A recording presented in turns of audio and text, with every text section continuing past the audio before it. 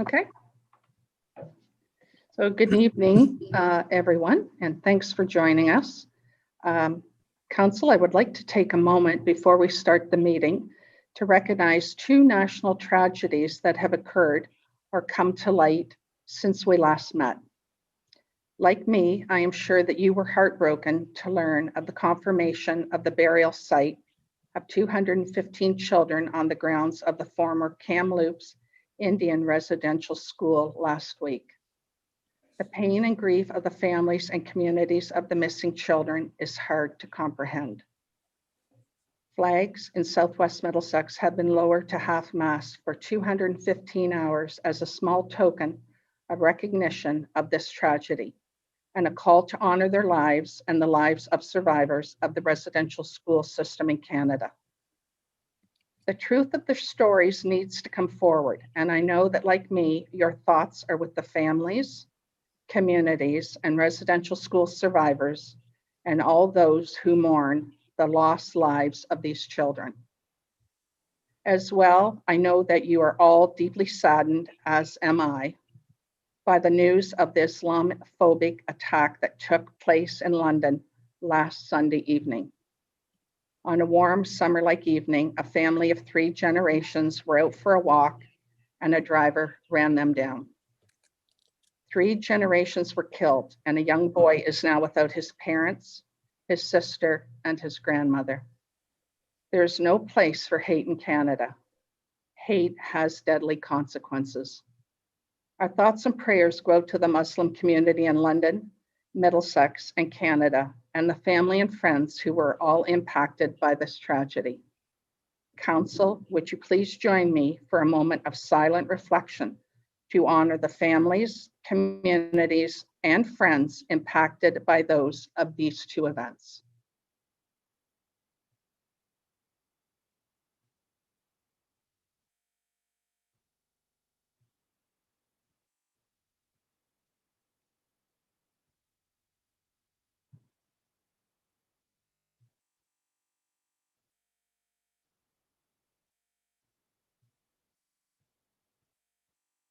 Thank you.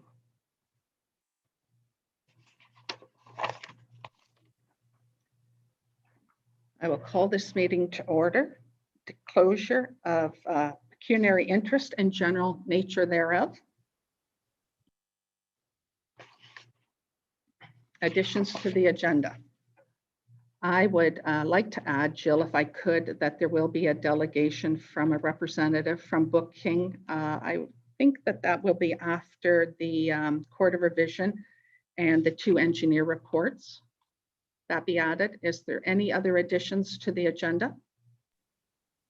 Yes, Councillor Cowell. I have a note to add it at the end. Okay, I will note that. Thank you. If there's nothing else, can I get a motion that the regular agenda of council dated June 9th, 2021 be accepted as amended? Moved by Councillor Schuldes and seconded by Councillor Crothers. All in favor? Carried. Thank you. Delegations and presentations. So I am going to recommend that myself as chairperson and Councillor Crothers, Councillor Bartlett, Councillor Cowell, and Councillor McGill be appointed to the Court of Revision. And everyone is in agreement to that? Yes, thank you very much. Can I get a motion that supports that, please? So moved. Moved by Councillor Cowell, seconded by Councillor Bartlett. All those in favor? Thank you. I will ask the 2 remaining councillors to please turn your videos off.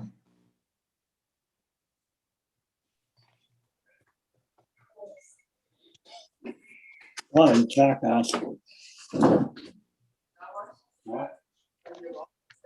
Councillor, point of order. Councillor Cowell, go ahead, please. I don't know what to do about that profane language.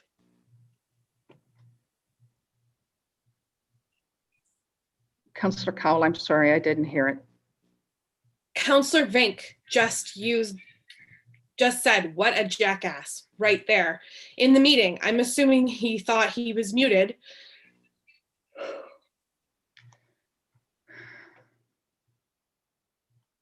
He's off video, but he's not muted, certainly, apparently.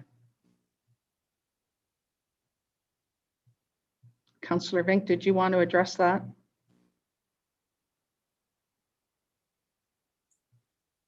Okay.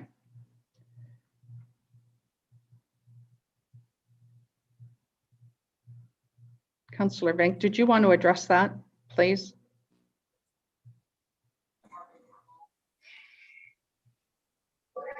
No, I was having a private conversation with my wife, so no. Okay, we'll continue on. We'll call the Court of Revision to order at 7:06. I will just remind all council members that profanity is not acceptable as per the Code of Conduct. And I would expect that if you're going to use that, you will shut your microphone off next time, Councillor Vink, whether it's private or not. We are live. Thank you. Disclosure of pecuniary interest and general nature thereof. Hearing none, I will go to the delegations and presentations. My understanding is there are no appeal. Oh, sorry about that. Yes, Councillor McGill. Oh, sorry, I'm a little slow on that.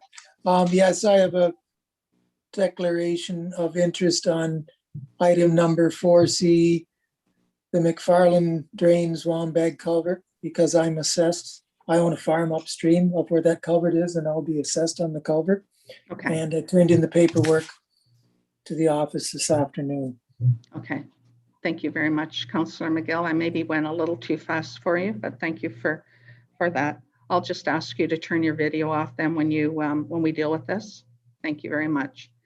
Let me see. We'll go back to the Court of Revision for the towers drains. My understanding is that there are no appeals. That hasn't changed, I'm assuming. And are there any questions from the members of the court? Seeing none. There will be no deliberations and a decision would be required now. Can I get a mover and a seconder? Moved by Councillor Cowell, seconded by Councillor McGill. Discussion? All those in favor? Carried. Adjournment of the Court of Revision at 7:08.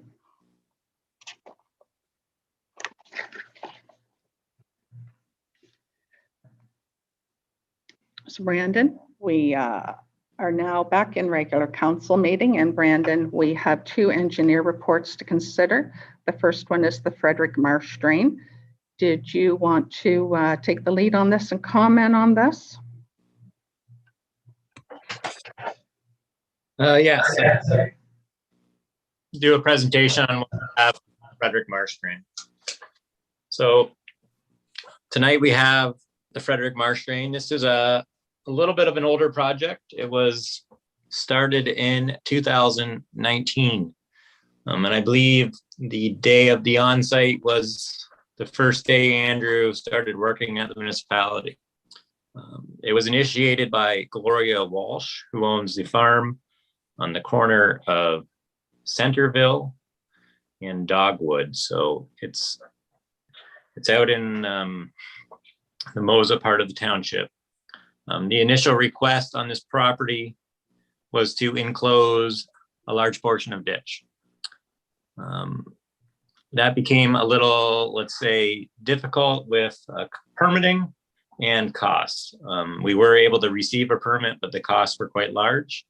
So the proposal was changed by the owner to improve their laneway culvert. In coordination, when we did the survey, the culvert under Centerville Drive was also in due for replacement. This is a previous street job. It was previously done by Paul Elston of our office in 1983. And at that time, it included approximately 1,165 meters of 24-inch to 350 millimeter tile. Most of that tile is along Centerville Drive. And it served some properties that were that were and are still owned by McCann Brothers Limited. So we had a meeting in February 20th of 2020 to discuss all this with the owners. There was some changes since then. There's been additional meetings, additional correspondence with the Department of Fisheries and the Conservation Authority. And for council's reference, this drain was cleaned out in 2019 under maintenance. And that was the entire open portion from Trillium Drive all the way up to Centerville, and that included the Moyer drain. So the proposal we have tonight is for a new lane culvert on the Walsh property. And this is a longer culvert than, let's say, typically we've done in the past, but the owner has suggested they would like a 60-foot top width. We're also replacing the culvert under Centerville Drive, and this will become one long culvert. So the owner's culvert will be essentially connected on the road culvert. There will be a catch basin placed in the ditch, and it will allow them to easily cross the channel that's there. We also remove the existing narrow culvert that's in the center of the farm. So the entire work is 46 meters of 1,200 millimeter diameter CSP. Total project cost is $50,700. It's mainly assessed to the Walsh property and Centerville Drive. And there is some costs attributed to upstream landowners. There is a couple upstream landowners that are municipalities. There's a large section of property owned by Middlesex County Forest. And there's a property also held under the Thames Talbot Land Trust. Rest of the properties are owned by Limited, which for council's reference is a relation to Mrs. Walsh. So that's what you have here. It's simply a laneway culvert with a new road crossing and a removal of an existing. We do have, the drain surveyed further down, and a lot of that work was included to do with trying to enclose it. The enclosure was viable, but due to cost reasons, it was switched to this proposal. But if anyone has any questions, I'd be happy to answer them. Thank you very much, Brandon, for that report. I'll take questions now from any affected property owners who are present virtually. Is there anybody present, Jill or Denny? No? Okay. So is there any questions or comments from members of council? No? We have a decision in front of us, recommendation. Can I get a mover and a seconder, please? Moved by Councillor Vink, seconded by Councillor Crothers. Discussion? All those in favor? Carried, thank you. The Mcfarland drain, Swan Bay Culvert, Brandon. So the next one we have is a culvert on the Mcfarland drain. For those of you who remember, I'm going to say we did a culvert on this very same drain. Andrew, correct me if I'm wrong, maybe earlier in the year. That was for Mr. Towers. I believe Andrew has since completed maintenance on, I would say, the entire drain in Southwest Middlesex. This drain does go into Adelaide Metcalf. I believe Stuart Graham was doing the maintenance. When the maintenance was completed, it became apparent that Mr. Zwombag, who lives on Old Drive or Innendale Drive, his culvert was in poor condition. It's rather old. It wasn't part of a previous report. I believe I was actually out there that day in the township, and Andrew and I looked at it together. We later did receive a request from Mr. Zwombag to replace it to updated proper top width. The existing culvert he has is quite narrow. This report, this drain's under a report that was done by J.D. Nesbitt, December 1st, 1961. So it's, it's an older report. There's not many culverts were included on at that time. We did have an on-site meeting April 21st on this project. My staff was out there that day. We also surveyed it that way as well. the costs were presented to the owner, and we did review everything with the SCRCA. The proposal we have is one 16-meter length of 1,800 millimeter pipe with riprap on each ends, and the existing culvert will be removed. Total cost of the project is $28,000. Some of the cost, or the majority of the cost, I should say, is assessed to Mr. Swanbag, with the remainder being assessed to the upstream lands, very similar to the Towers culvert, which we just completed. And you can see that the watershed's provided in the plan. This is pretty straightforward. It's just one culvert project. There is a timing window restriction on this, and construction can't start till July 15th. But if anyone has any questions, I'd be happy to answer them. Okay, thank you very much, Brandon, for the report on this. Do we have any affected property owners on virtually as well that want to comment or ask a question on this? Yes. Deputy Mayor, so the Swanbags are attendees, but my understanding is they don't wish to speak to it. They just wanted to follow the meeting. Okay, that's fine. Thank you, Jill. Are there comments or questions from any member of council? No, hearing none. We have a recommended motion. Can I get a mover and a seconder, please? Moved by Councillor Scholde, seconded by Councillor Bartlett. Discussion. All those in favor? Carried. Thank you. Can we do the bylaw now too? And then that way Councillor McGill can come back in and we won't have to deal with that at the end. Jill, is that fine? Okay. So if you'd like to go to the end of the bylaws there. So bylaw number 2021-050 for Mcfarland Drain Swamp Bay Culvert, first and second. Can I get a mover and a seconder, please, for those two? Moved by Councillor Crother, seconded by Councillor Cowell. Discussion. All those in favor? Carried. Thank you very much.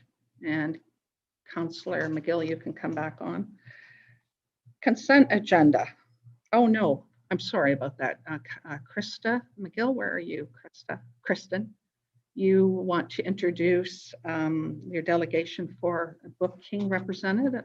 I am. I think Denny is ready to go. Thank you. I think he's going to present what the customer experience would be with this program. Sure, good. Happy to have him tonight. I'm sure there might be some questions.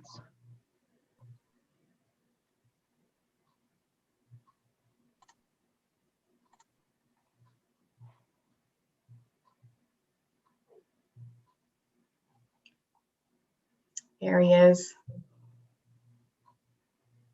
You're on mute. We can't hear you. Sorry. Hi there, everybody. Hi, welcome. Yes, I'm trying to share my screen, but it says host disabled participant screen sharing. So I'm not sure if I'm able to share my screen with everybody here today. So you should be able to now. I just made you co-host. Okay, excellent. Thanks, Greg. Good. Yeah, no problem. Okay. Let's see here. So just a preamble, I guess, I'm guessing everybody's been able to read the council report and the agenda, but Booking is a web-based software solution to booking facilities and any events or swimming lessons, things like that, that Southwest Middlesex might want to for now and in the future. So go ahead. Is this being shared now? Can you see my screen? Just out of curiosity. Yeah, we can. Go ahead. Okay, I wasn't sure about that. Okay, so this is just an example of what a customer site can look like. We do have the ability to brand this to look just like your website. We have 53 municipalities in Ontario that are using our system for recreation management. And you can actually go into the system here and have various different links from your website into the booking system so that people can go online and they can register for programs online. They can see what's being offered. They can view details about those programs and share on social media with their friends in their community about the programs that they're taking with your Parks and Recreation Department. They can also go online and request to book a facility online and either have it automatically approved and they can pay for that online, or it can go through a approval process where staff in the Recreation Department can approve or decline those requests to book spaces online.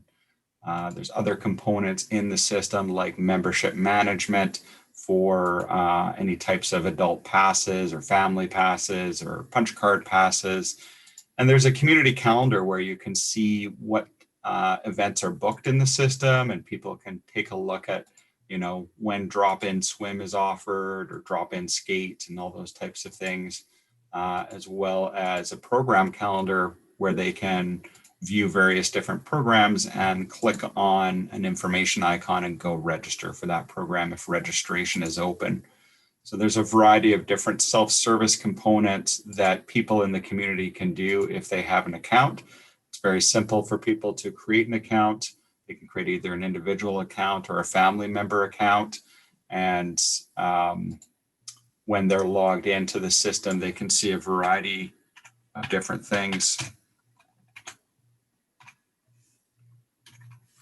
So if I log in as this example user here, I can see my information, my contact information.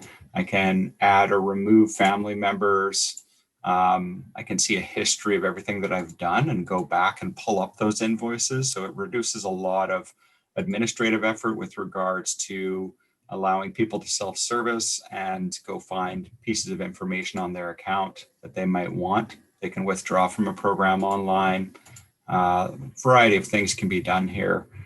They can even unsubscribe from automated emails about the programs they're registered for with the municipality. So overall, it gives the community the ability to self-service for Parks and Recreation programs, any types of activities, facility rentals, and even memberships. Not sure how much time you guys want to allocate for me to tour you around, but I could show you a little bit more if you'd like, or if that's... If you like, I can give you another couple of minutes. Sure. So if this person, for example, here was to register for a program, they could go in here and they can click on register now, and then they can register, say, their kids. Maybe they have twins that they can register for the program. They can do that. The system will actually notify them if they have a conflict in their schedule, but they can still continue if they're okay with that conflict in their schedule. And then you can have waiver forms that you can upload to the system, and people can pay online with their credit cards. This reduces a lot of face-to-face interaction, which a lot of people are concerned about now with COVID-19 and so forth, and reduces a lot of administrative time and effort and saves people a lot of time, not only for staff, but also for people in the community. And then there's a whole back-end component to booking that allows for people to actually manage everything. You can manage your rosters and track attendance, manage wait lists. All of that stuff is available in the back end of booking for your recreation management staff to go in and manage that type of activity. And there's a whole lot of reporting and the ability to report to your municipal accounting system and so forth. So it gives you a bit of a high-level overview of a lot of things that booking has to offer. Well, thank you. That's a great presentation. Are there any questions on this? I can't see hands, so help me out there. I had a question. Yeah, Councillor Rink, go ahead. You'll have to speak up after because I don't see hands. Councillor Rink, go ahead. Okay, thank you, Deputy Mayor. To the gentleman, who would operate this? You just supply the software, is that correct? That's right. We're providing the software to the municipality. We're hosting the software. It's hosted in Canada, and primarily we're just the software providers. All the data that's in the system, you guys own the data. We don't have any rights to the data within the system, and we provide that service of maintaining the software for you. And this is just these are the customers, the municipalities within Canada and the United States that use Booking. So you have a few quite close to you. Municipality of Strathroy-Caradoc is probably one of the closest municipalities, I guess, to you guys, or perhaps St. Thomas. I'm not sure which one, but yeah. Thank you. Are there any other questions? I had a question, Deputy Mayor. Yes, Councillor Schultes, go ahead, please. Thank you. What percentage of municipalities presently using the program are as small as Southwest Middlesex? That's a very good question. So a lot of municipalities are small municipalities that use Booking. We like to say, you know, our kind of population size sweet spot is anywhere between 3,000 population and 30,000 population. So you'll notice that a lot of the municipalities in here are a similar size. You won't find any large municipalities, and that's primarily our focus is small to medium-sized municipalities within Canada. Thank you. Are you satisfied, Councillor Schultes? Yes, thank you. Are there any other questions on this? Hearing none. Kristen? No, I don't have anything further. I just wanted to say thank you to Greg. And then I'm guessing we don't want to discuss the report right now. No, we'll deal with that in the order that it's to come. Thank you. Thank you, Kristen. Very much. Thank you Thank you, very much. everybody. Really appreciate it. Thank you very much. Have a good night. You too.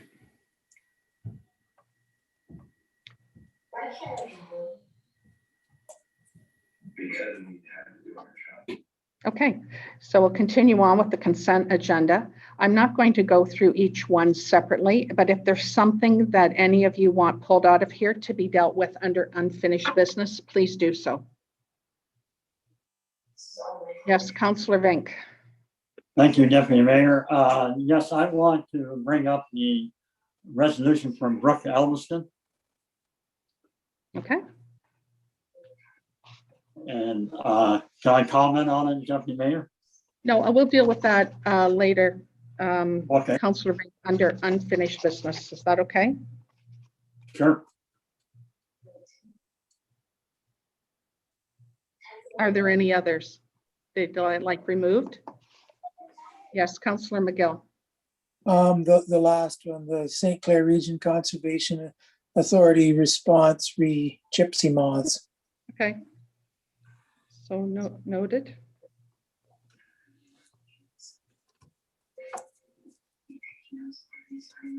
Are there any others? Yeah. Oh, sorry. I couldn't see your hand. It's kind of blends in back there. Councillor Cowell, I'm sorry about that. I would like to support the archipelago motion on microplastics, and I had a comment about the echo signs, and I also had a comment about the county update. Okay, so which one did you want again, Councillor Cowell, to pull out? You want to support it? Which one was that again? The archipelago microplastics. Okay.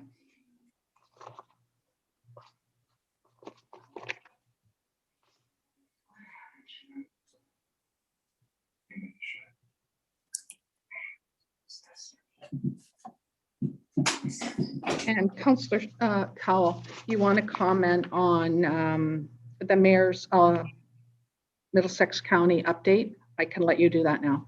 Okay. So he mentioned in that update that he'd brought forward a motion to Middlesex County about lit LED signs.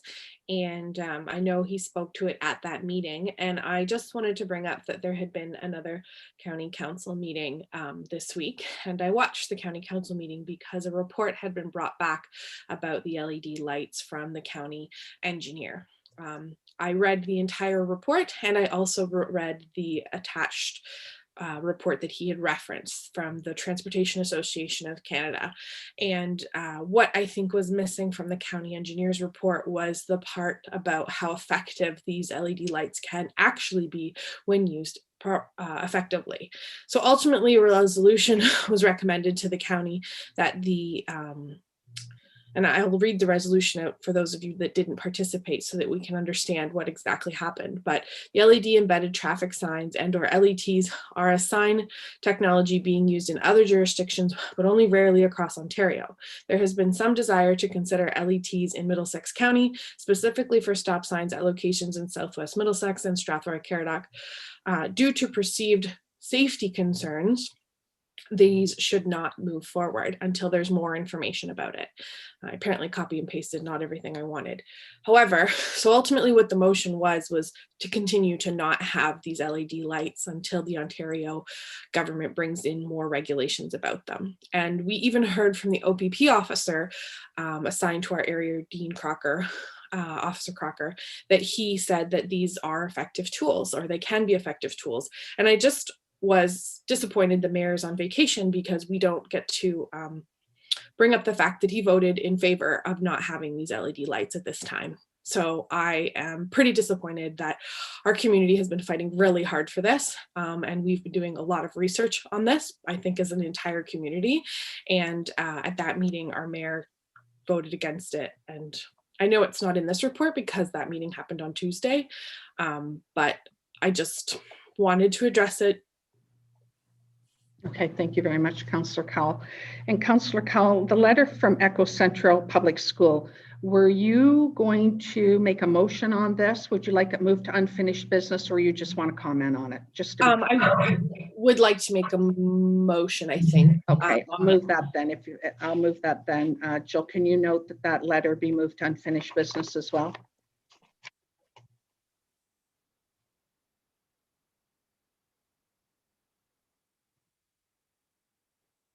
Okay, thank you. So if there's nothing else that anybody wants to comment on here or have moved to unfinished business, could I get a mover and seconder, please, to accept these?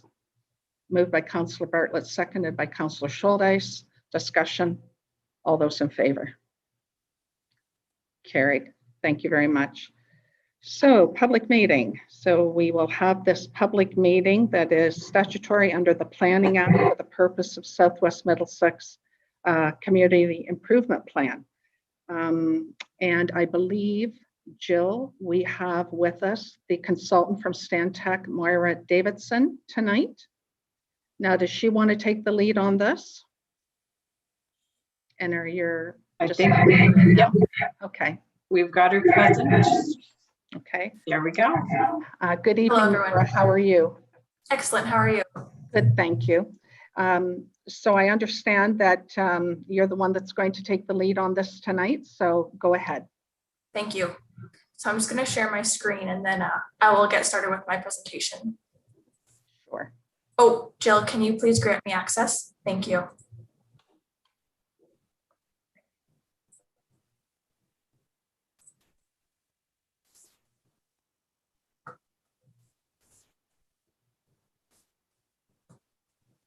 Perfect.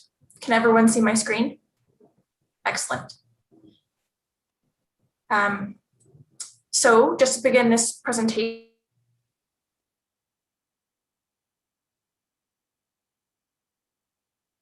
my name is Moira Davidson. I'm from Stantec Consulting, and I am the planner who has been helping the community with the development of this plan.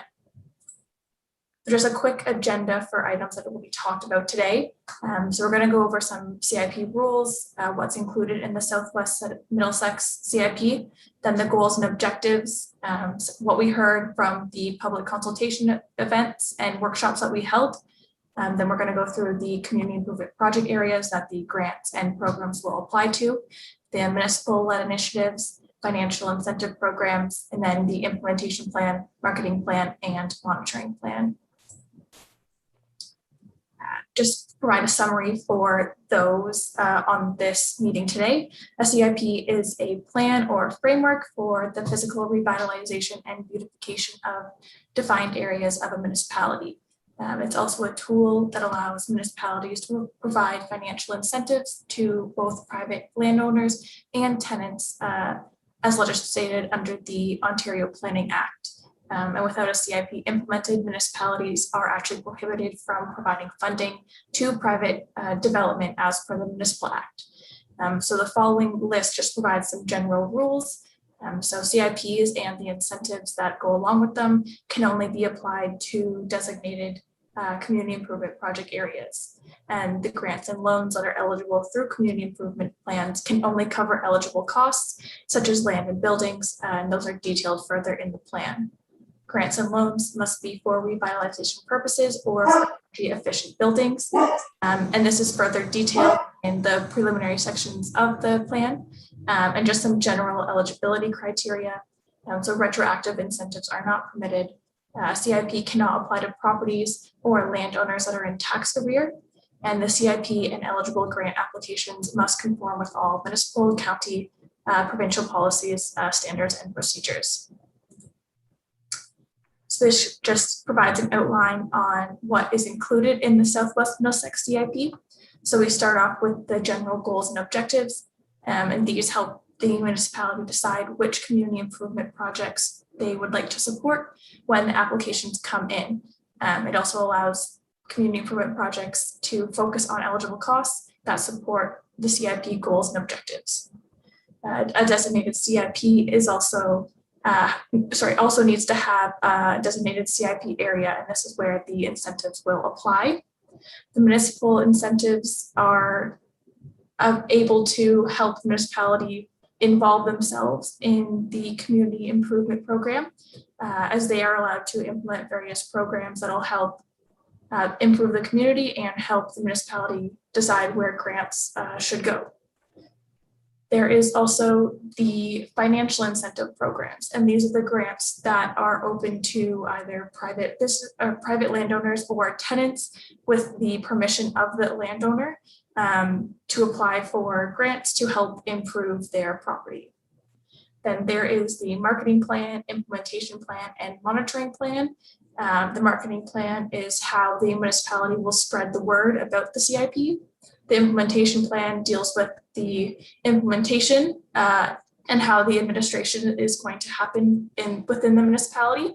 And then the monitoring plan is how they're going to track progress, how the municipality is going to track progress of the CIP and the CIP funds. And as for the monitoring plan, it's intended that the implementation of this plan is 10 years. However, the council can review the plan every 3 years or as deemed necessary to address any community priorities as needed. So moving into the goals and objectives, in the red on the screen, that is the main goal of the CIP. And it's to essentially support local business, funnel investments into key areas that drive the local economy, and also assist in the revitalization and beautification of the community in order to make Southwest Middlesex an inviting destination and a desirable place to live. And this goal was derived from other supporting documents, looking to the county official plan, the Southwest Middlesex Economic Development Strategy, and the situational analysis for Southwest Middlesex. And as you can see on the screen, these are just the objectives of the CIP. It'll be retaining and supporting existing businesses, attracting new investment partnerships and funding, reducing the number of vacant and underutilized or non-performing buildings and properties, promote Southwest Middlesex agricultural heritage and character, revitalizing local streetscapes, and then increasing opportunities for affordable housing. Next, we'll move into the what we heard section. So we hosted 2 stakeholder workshops back in February. And we had attendees that included business owners, members of council, and members of the public, and they provided their feedback on what grants and programs they would like to see presented in this CIP, as well as the areas they'd like to see the CIP apply to. And through that, we finalized the programs and the community improvement project areas. So the community improvement project areas, we broke them down into 3 key areas of the community. And this includes the agricultural CIPA, the hamlet CIPA, and the urban CIPA. The agricultural CIPA includes lands designated within the official plan that have frontage on designated arterial roads. The hamlet CIP includes lands designated hamlet within the official plan with frontage on designated arterial roads located within Appin, Melbourne, Pratt Siding, or Middlesex, and it includes lands that have small-scale commercial, industrial, or home-based uses and are zoned hamlet commercial within the zoning bylaw. The urban CIPA, we have a more detailed map of those ones, and this includes lands designated downtown core in Glencoe, the commercial area of Wardsville, and then lands designated commercial or industrial within Glencoe that have frontage on designated arterial roads. And just to clarify, the arterial roads are based on what's provided and designated within the official plan. And just to reiterate, I can always go back to the slides for questions when we do open it up to council or the public for their comments. So this chart just further provides and illustrates the eligible uses that are associated with each community improvement project area. So for the urban CIPA, it includes commercial, industrial, mixed use, and then touches on affordable housing. Whereas the hamlet and agricultural CIPAs, for hamlet, it includes hamlet commercial zones, and agricultural includes agricultural uses. The urban CIPA, we included these uses because they have a significant concentration of existing businesses in these uses, and these uses can accommodate new business through development, redevelopment, and revitalization. The hamlet CIPA includes these uses as hamlet areas have existing businesses within these uses, and in many ways, these hamlets are gateways to the municipality and have potential to be enhanced. And as for the agricultural CIPA, we included it because of the significant agricultural operations that the local economy relies on, as well as the potential to accommodate new and expanded agricultural related uses and secondary farm occupations, as well as agritourism options throughout the community. We'll next move on to the municipal-led initiatives that the CIP recommends. The municipal programs are a way for the municipality to provide proactive and visible leadership to achieve the CIP objectives that we spoke about before. The municipal-led initiatives are listed on the screen, and I'm just going to provide a brief summary of what they entail. So the downtown streetscape improvements would include and address potential traffic calming measures, gateway features, public art installations, and tree planting and planting beds. Lobbying for partnerships would include lobbying with other levels of government, other agencies, or the private sector for funding improvements to infrastructure, streetscape, or municipal buildings, or the development of local events to meet the objectives of the CIP. The municipal marketing program would help brand and market Southwest Middlesex to promote the business improvement opportunities that the CIP will bring to the community. The CIP Applicant Recognition Award will encourage the community involvement in the beautification of Southwest Middlesex and will also highlight the CIP successes. There's also the recommendation that a municipal-led initiative be urban design guidelines, and these would help guide the direction of the CIP enhancements to the existing building stock, new developments, and the built environment. The Gateway and Wayfinding Signage Initiative would also help further enhance the Southwest Middlesex brand. Heritage planning and funding research could help identify heritage resources and provide funding for interpretive panels or additional commemorative plaques throughout Southwest Middlesex. And finally, there's the Strategic Property Acquisition Investment and Partnership Program. And this would allow the municipality to act as an active player in the rehabilitation of various vacant properties, and also would allow for a program to be run, rent this space program to be run within key settlement areas of the municipality. And I just wanted to note that the above municipal programs provide guidance for how the municipality can participate in the CIP. However, the municipality is not committed to implementing these programs during the lifespan of this CIP. Next, we flow into the financial incentive program. So this includes the grants that are open to eligible landowners and tenants. And these, again, help Southwest Middlesex to become revitalized and beautified, and help landowners and tenants achieve such. This is just a chart that provides the purpose and detail of each program. So I'm just going to flip back to the last slide. So we do have 14 programs in total. The reason we included so many is we wanted to be sure that as many landowners as possible could apply to this and could receive grants and help, revitalize and beautify and improve their economic successes through this program. So we first have the design and study grant. This would be for the completion of studies, plans, or designs required to investigate any sites for development potential. It also could include professional planning, design, architectural, or engineering services. And then we have the commercial conversion and rental housing grant, and this would assist landowners in the small scale conversion of existing uses or vacant spaces to better uses, whether that be commercial, mixed use, or rental housing uses. The planning and building permit fee grant, as stated in the title, would help offset the planning and building fees required by the municipality, and could include anything from the fees for a zoning bylaw amendment, minor variance, building permit fees, those sorts of fees that are required.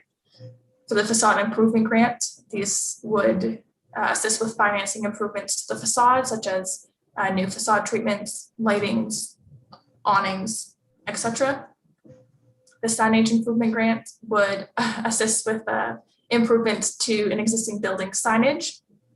The building property and accessibility grant would help with the overall site layout and accessibility of properties. So this could be landscaping, patios, ramps, railings, automatic doors, those sorts of improvements.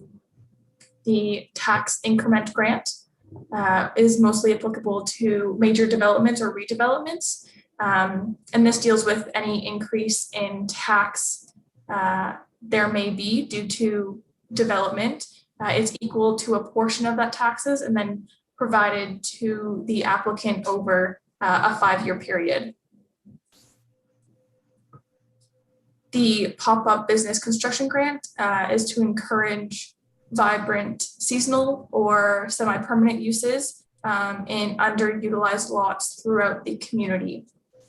And then the public safety improvement grant is a new one that we're seeing, and we added this one in to help Southwest Middlesex recover from the COVID pandemic and help businesses return to normal once this is over, or even help them through the remainder of this pandemic. The farm gate grant will help provide retail opportunities to local agricultural uses. The public art grant will fund art projects through the community, and it could also be tailored to create unique public spaces. The technology expansion grant will help businesses cover the cost of moving their businesses online, and this also could help with issues that businesses have been experiencing during the pandemic, with having to do curbside pickup, or deal with that kind of online transaction technology. This grant will help with that. The multiple property supplemental grant. This one is specific to owners who wish to coordinate an approach to improvement projects. And this just provides further financial incentive programs for those owners. And finally, we have the Brownfield Financial Tax Assistance Program. And this allows for the cancellation or deferral of municipal and or school portions of property tax on eligible properties to help with environmental cleanup, remediation, and rehabilitation. This chart shows all the grants that we're offering, and then also provides a maximum grant value that is applicable to each grant within the CIP. And then it also shows the different areas that this grant applies to. And as it says on the bottom here, the total combined value of grants provided by the municipality in any 24-month period shall not exceed $5,000 per project in our property. And that's just to allow for multiple owners to receive grants, and to ensure that one property or landowner or applicant is not using up all the annual fees for their own property. So we're able to spread the wealth around.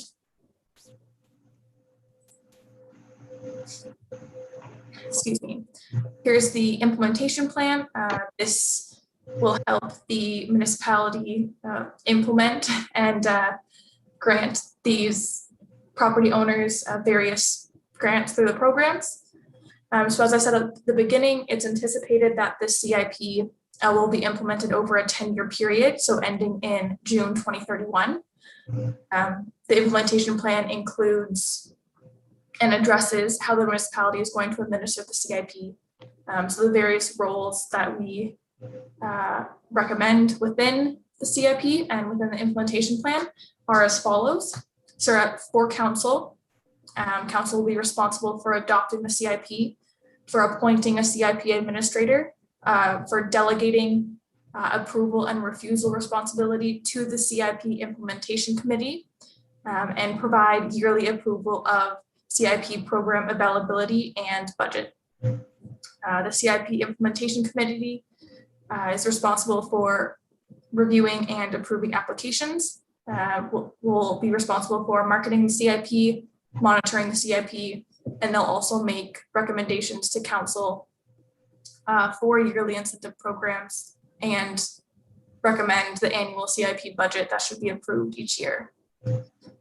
And the graphic on the screen just kind of showcases the application process of what an applicant can expect when they apply for a CIP program and go through the application process.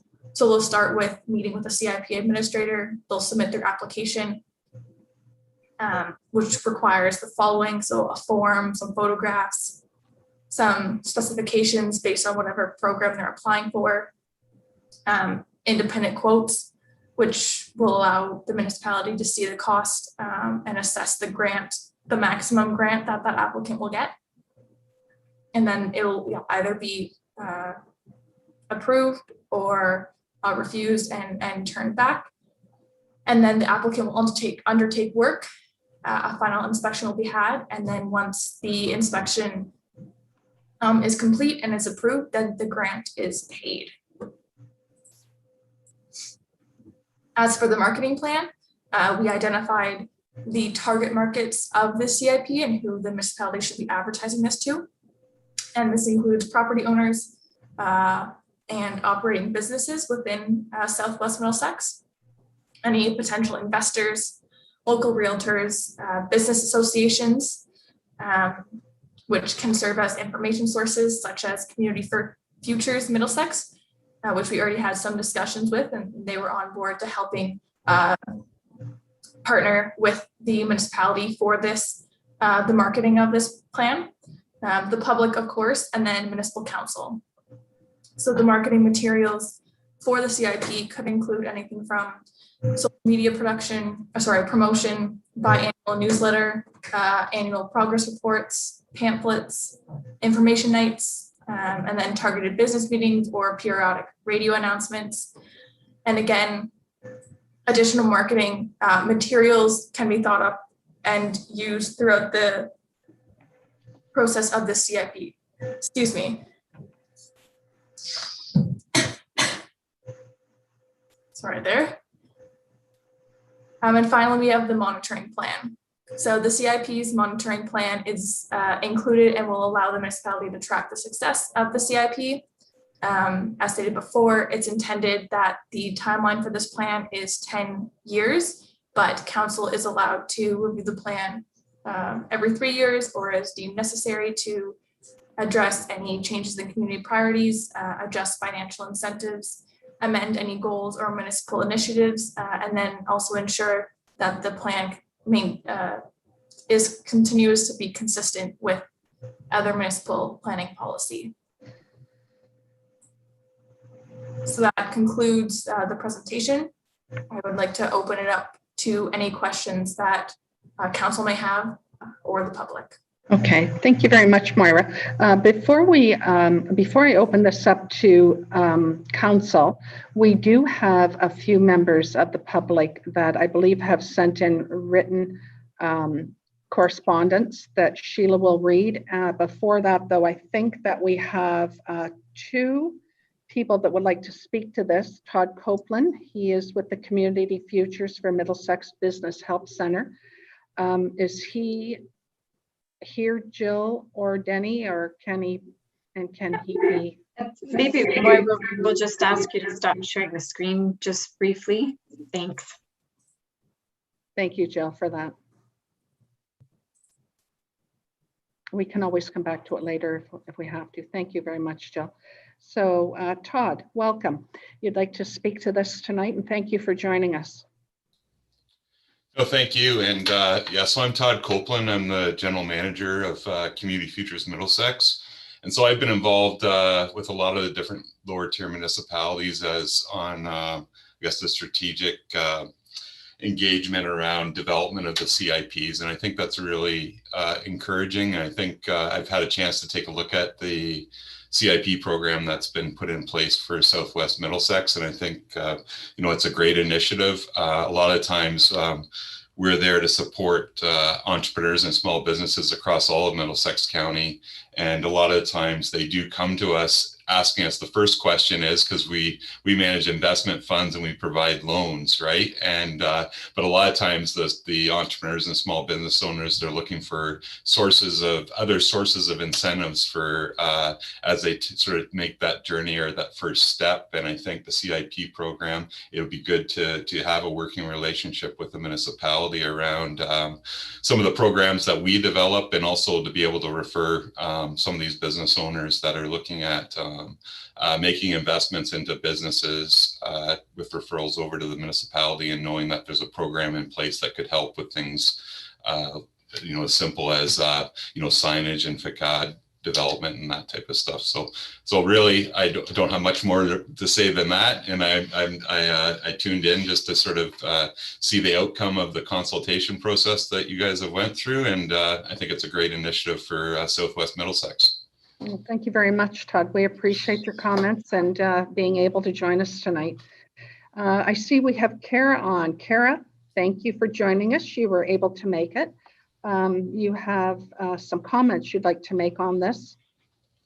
Well, through you, Deputy Mayor, thank you very much, everyone, for first of all, going down the road of this project. I'd like to commend the municipality of Southwest Middlesex for a very exhaustive process.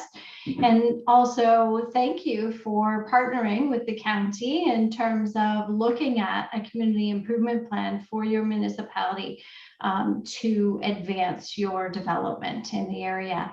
Of course, this process started long before the existing council and Deputy Deputy Mayor, you'll remember our days working on Main Street Middlesex incentives back more time than probably either you or I wish to discuss. However, it has been a very long road. So again, I commend you for going through this process, and I want to thank Stantec for all of their work as well, and the public for their input into this process. I want you to know that your municipality is not the only one that has undertook this process over the course of the last year alongside us at the county. The municipality of Strathroy-Caradoc, alongside with the municipality of Middlesex Centre, both had existing CIPs in place that have been completely overhauled and extended in the current year and are now being utilized in their community. I'm happy as well to report to you that municipality of North Middlesex, as well as the township of Lucan-Biddulph, also approved brand new CIPs that they have put into effect this year. So you are not alone, but again, commended for this. So I want to speak to and echo the comments of Todd with respect to the questions that we often get asked, particularly in economic development, with investment attraction with respect to the availability of incentives. And these certainly are comprehensive and cover a great number of the priorities that we have identified in both the Economic Development Strategic Plan of the county, but also the Economic Development Strategic Plan of Southwest Middlesex. So happy to answer any questions. I would note the only thing I saw missing from the marketing plan for your CIP is, of course, the role of the county's Economic Development Department in ensuring that we are promoting this widely should it be adopted by council and the community. So again, our kudos, our thanks to you for going down this road, and we hope that it will be a very successful project for you now and long-term in the future. Thank you very much, Kara, for those kind words and comments. And yes, I hate to think how many years ago you and I were involved in that with Norwich. That was many years ago now, wasn't it? Your children were babies, so. It was a few. Yeah, a few years. Anyway, thank you very much to both of you for those comments. Sheila, you have some written comments you'd like to read out, please? Yes, I do. I have two letters. The first is from Phil Model, the co-owner of Arrowwood Farm outside of Melbourne. His letter says, "Thank you for the opportunity to comment on the proposed CIP. My general overall comment is that this document seems heavily focused on urban areas. While hamlet and agricultural CIPAs are mentioned in section 4, the subsequent sections do not seem to develop a vision for rural locations. I noted some mention in the section on grants. Here are my suggestions. Revise the goal statement on page 22 to read, the Southwest Middlesex Community Improvement Plan will strategically support local businesses by funneling investment into key areas that drive the local economy, while also assisting with the, and here's an added word, diversification, revitalization, and beautification of the, and again, added words, urban, hamlet, and rural communities to help maintain Southwest Middlesex as an inviting destination and a desirable place to live." Second comment is add the following as one of the objectives in section 3.1.2. Encourage rural and hamlet businesses to and diversify the Southwest Middlesex agricultural economy. The report is long and seems organized for municipal employees. It is not resident friendly. If you are hoping a wide range of residents to read this, consider reorganizing the report to highlight key findings and opportunities for action. Consider dividing the actions into the different areas, urban, hamlet, and agricultural. Example, section 6 on financial incentives. Individuals reading the plan will naturally look to areas of the plan that apply to them. Perhaps making an executive summary would be helpful. However, I realize this is a plan and not the marketing tool. Thank you for your work on bringing this together. The second is from Sharon Beecroft of Main Street, Glencoe. And it reads, "I am very glad to see the development of a community improvement plan. I wish to specifically comment on 5.2 downtown streetscape improvements. These improvements are a welcome and long overdue focus for the enhancement and revitalization of the main streets of the small towns in the municipality. I have asked in the past about what is being done about trees on Main Street in Glencoe. Many have died or ailing. The roots are lifting up the bricks along the sidewalks, causing a safety hazard. There needs to be a grading put in as soon as possible so that the trees can obtain the rain they desperately need to survive. This has been an ongoing issue which doesn't seem to be addressed. I certainly hope that a mechanism will be put in place so that something can be done about the derelict and empty buildings along Main Street in downtown Glencoe. I specifically refer to the black ugly building on the corner of Mcfarland, Main. It has sat empty and has begun falling into ruin for a few years now. There are many empty and neglected buildings which do not look appealing to anyone coming into this town. Some businesses keep their storefronts looking nice and others do not. There is also a business at the corner of Appin Road and Main Street, Glencoe's main gateway from the east, London, which is in a state of ruin and a clear safety violation with a roof that is about to fall onto the patio. Let's hope this community improvement plan can give the municipality the tools it needs to become more proactive with beautification in a timely fashion. And that's the two. Thank you very much, Sheila. Moira, would you like to comment on any of those parts of those two letters?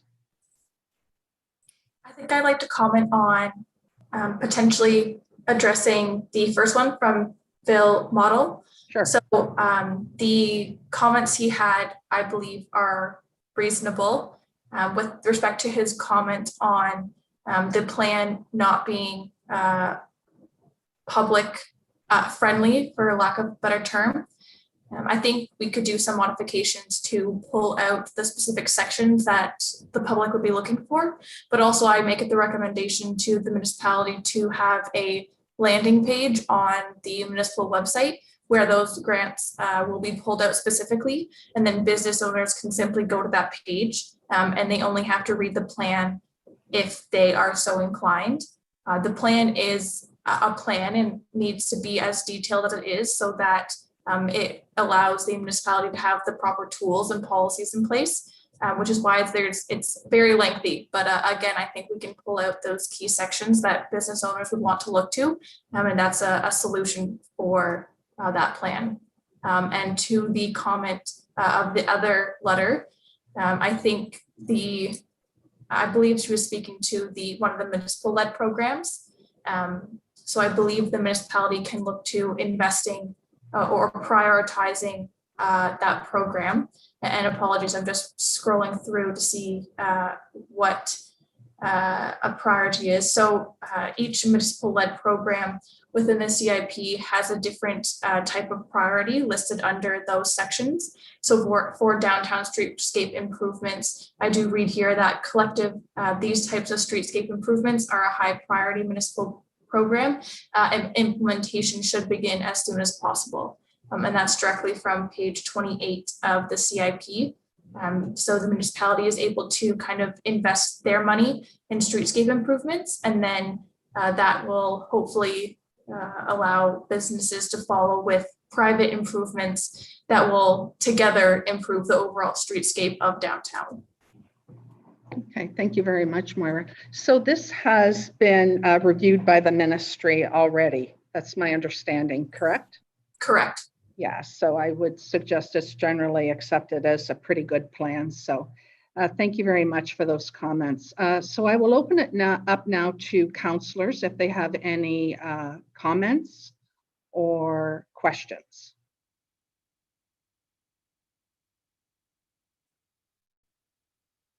Seeing none, we have a recommended motion in front of us. Moved by Councillor Vink. I think Councillor Vink had a question. Oh, sorry. You had a question, Councillor Vink?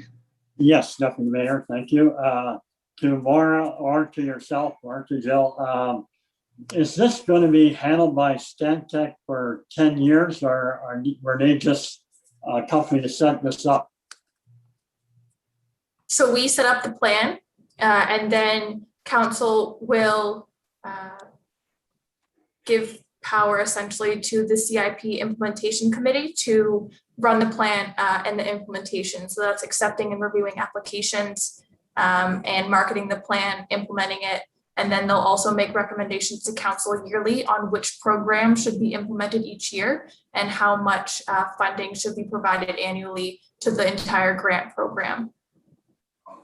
And I'm available on an as-needed basis throughout the 10-year span, should any questions come up or further work need to be completed, whether that's amendments or assist with applications. Okay, thank you very much. Does that answer your question, Councillor Vink?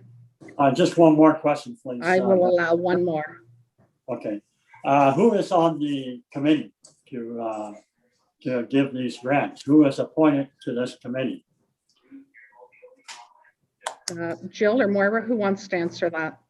Yeah, sure. So thank you, Deputy Mayor.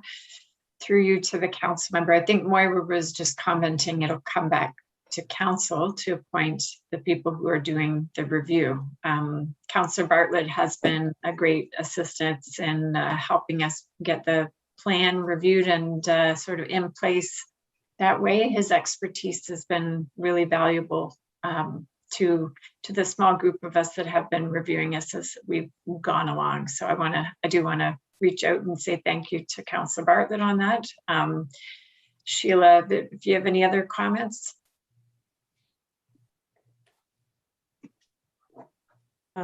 No, I think you've covered that. Maybe some of council don't know that it's been a team of, Maura's been our lead on this, and it's been Councillor Bartlett as a business owner and as a councillor and as a link to the business community with the work that he does do. We've also had Stephanie, our planner, which is, that's a very important aspect of being a part of the committee, as this is a planning process. And then Jill, as our CAO, has been a big part and led us through this as well, and myself. And it will be council's decision who carries on beyond this. Thank you very much to both of you. I had a list made up down here who I was going to thank at the tail end. But before I do that, I do want the motion. Councillor Bartlett, thank you for your help. And would you like to comment on this as well? Did you have anything you wanted to add? Only that I think there's so much we can do, especially downtown. Just to make it more appealing for people driving through. It's got to look good if they're going to stay and invest in it. So other than that, that's good. Thank you. Thank you very much. And Councillor Bartlett, would you like to move that when the time comes? I know Councillor Cowell has a question, but would you do that? I certainly will. Okay, thank you. Councillor Cowell. I just was going to second it. Okay. If there are no other questions, I will accept that motion made by Councillor Bartlett and seconded by Councillor Cowell. Is there any discussion? Seeing none, I'll ask for the vote. All those in favor? Thank you. Well, thank you to all of you that were involved in this. So I've got a list here, and I hope I don't leave anybody out. I've got Sheila and Jill and Karen and Greg and Kristen, Doug, Denny, Stephanie, and I really hope I haven't left anybody out, and Moira, for all of your help too. But thank you, all of you. I know this has been a bit of a process, and but I am pretty excited about it. So thank you to all of you for everything that you've done. Thank you.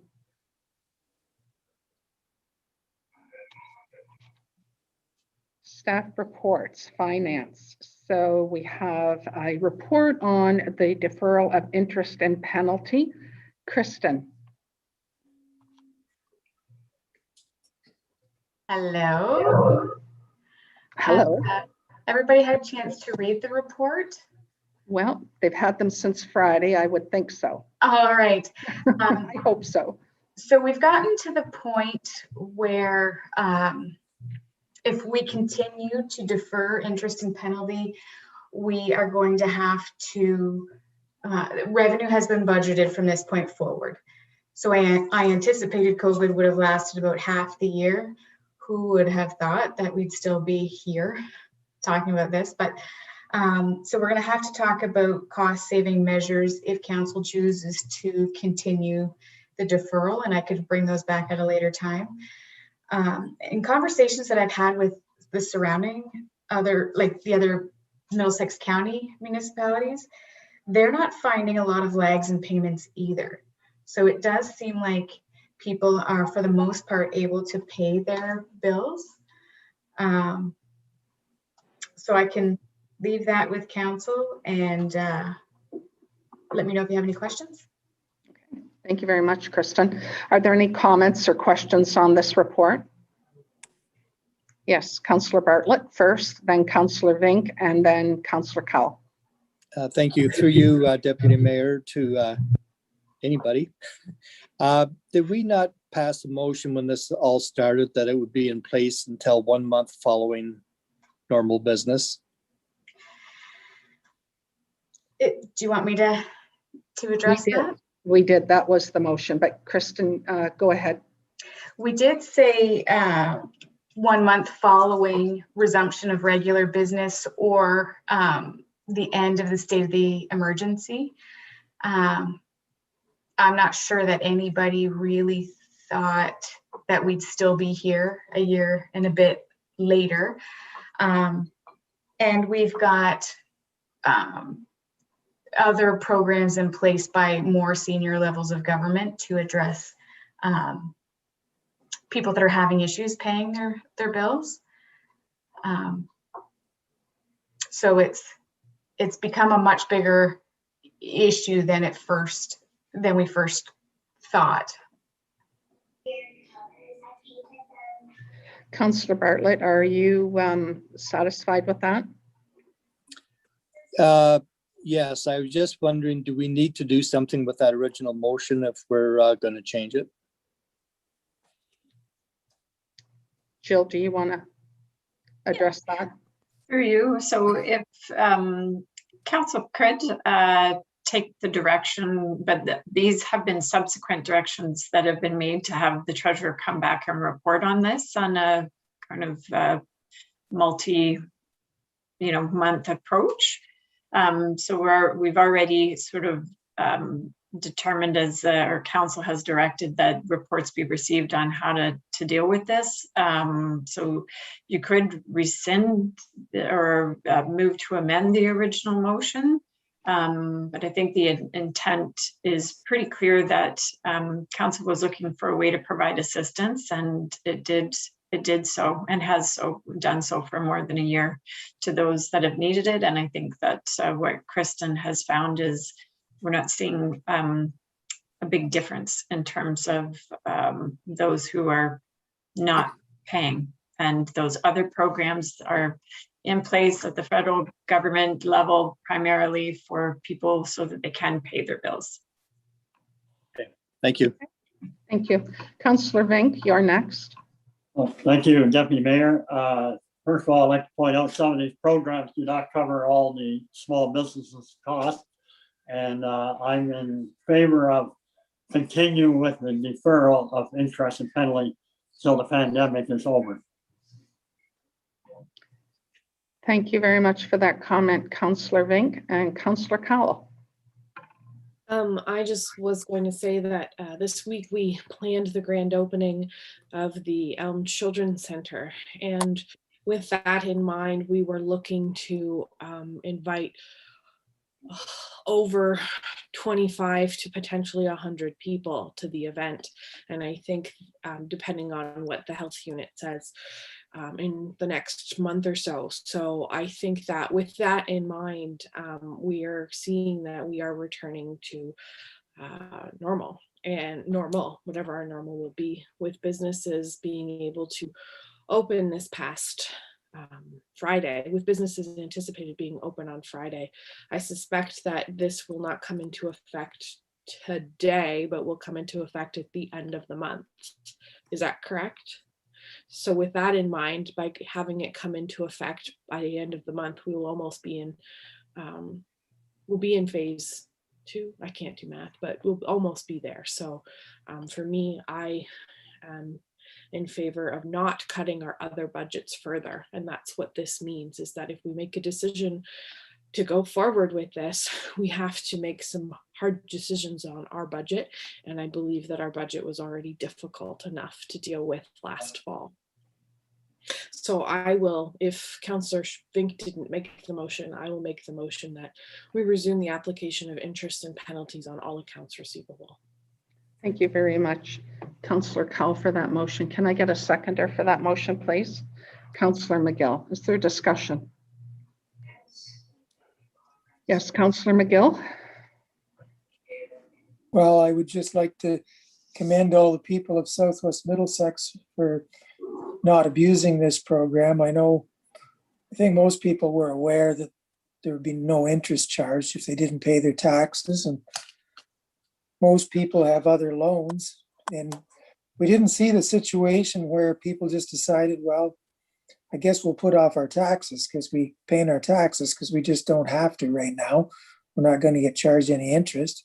Instead, according to Kristen's report, we actually have less receivables than we did a year ago.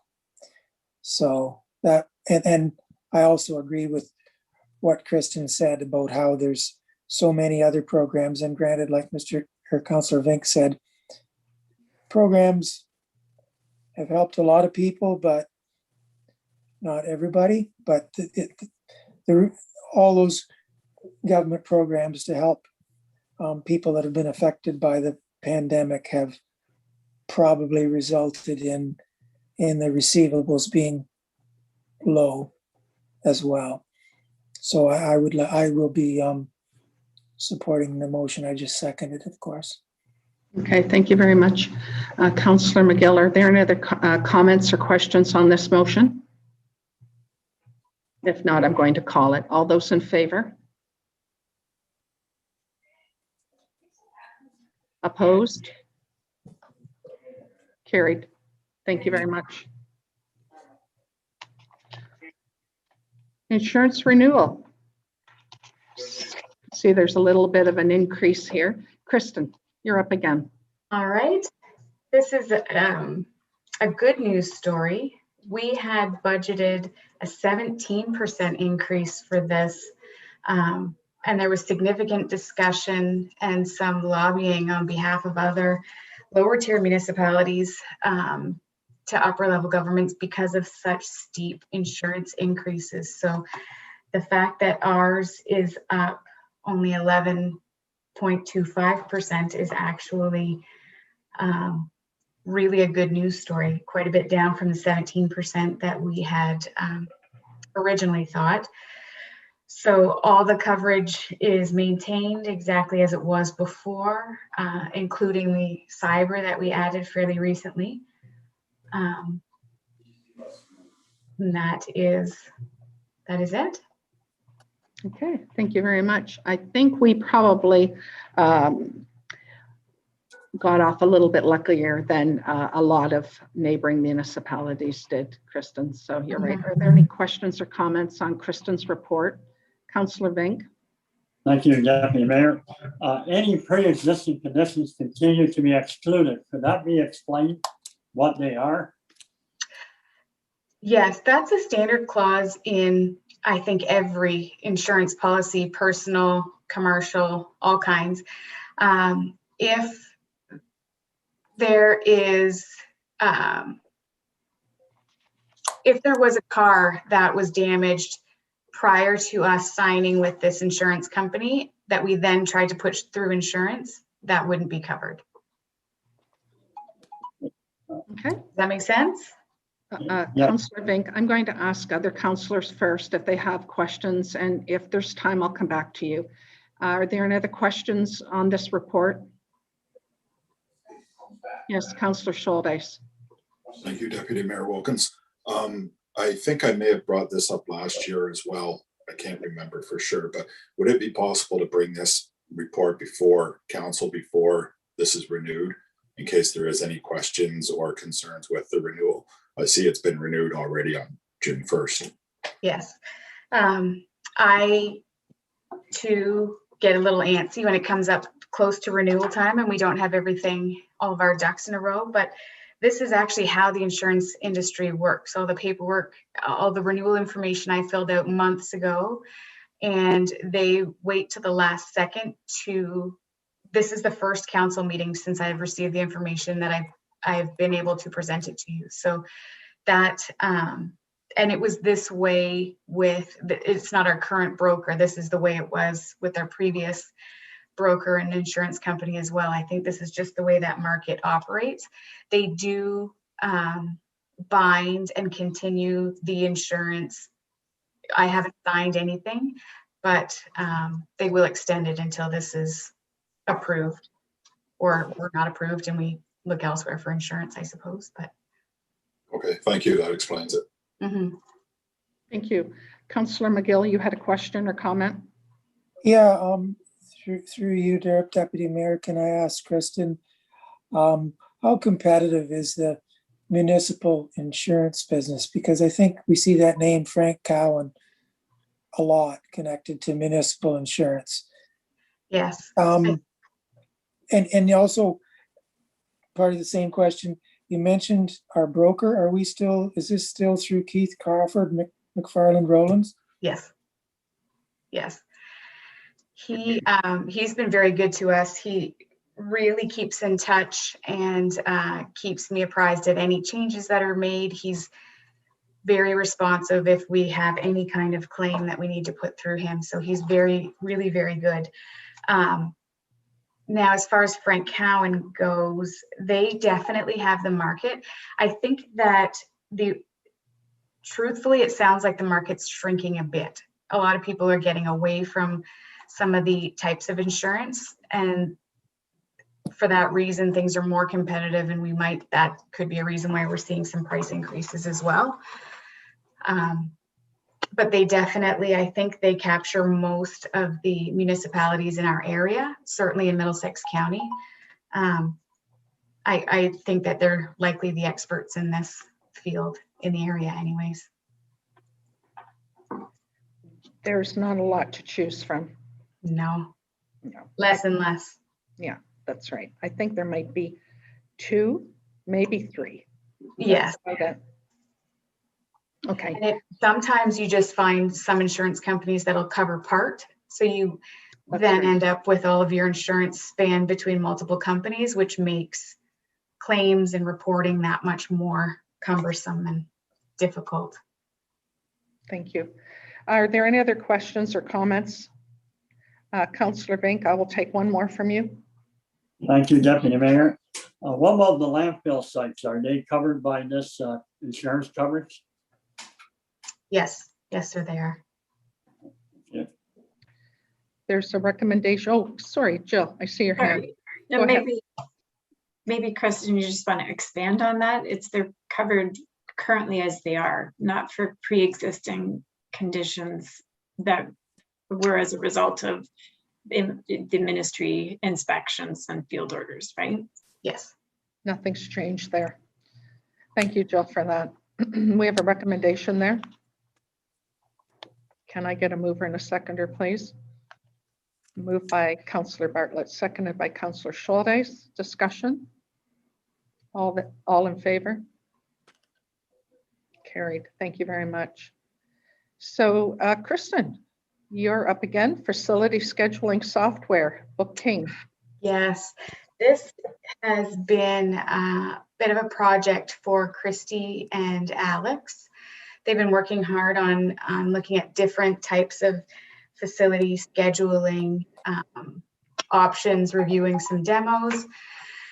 And they have decided that this is a good price for us. This is a good solution for our needs right now.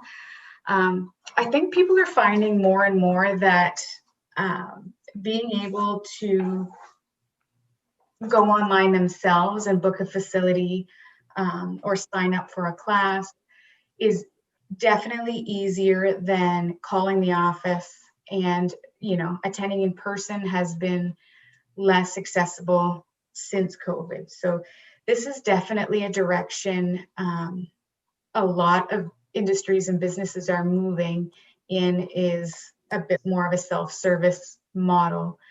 I know, I think that it will make bookings easier for our ratepayers, but also for the staff at the office and the staff, the recreation staff that are taking the calls at the facilities to try and schedule, and without an easy electronic live solution to look at, they're, you know, if they get the request, then they have to call the office, and the office checks the system and then calls them back and lets them know, and then they can, you know, reach out to the person looking to rent. It looks like Alex has popped up too, so he's probably better to answer some of the Absolutely. questions. Yep. Thank you, Kristen. Absolutely. Alex, did you want to comment on this as well? Yeah, for sure. So, I mean, our current process that we have, obviously it's not live time. We use a lot of paperwork, and it's a combination of pre-printed schedules and then being re-updated by pen and paper. One of the big benefits to this program will be live time booking. And we also have many different sites to service. I think some of these sites go unseen by residents, and maybe they're not aware that they even exist to be a rentable space. So this program on a user interface basis will make things easier, make things more accessible to our residents, and also provide organization. And definitely the world is shifting towards more of a self-serve. And I think that society in general is becoming more adept to using online booking services to get what they desire, and whether that's a physical purchase or a rentable space. As a small example, just this week with our swimming registration, we have 206 registrations that have come through our online registration week, and about 75 voicemails that are follow-ups to make sure that it's come through.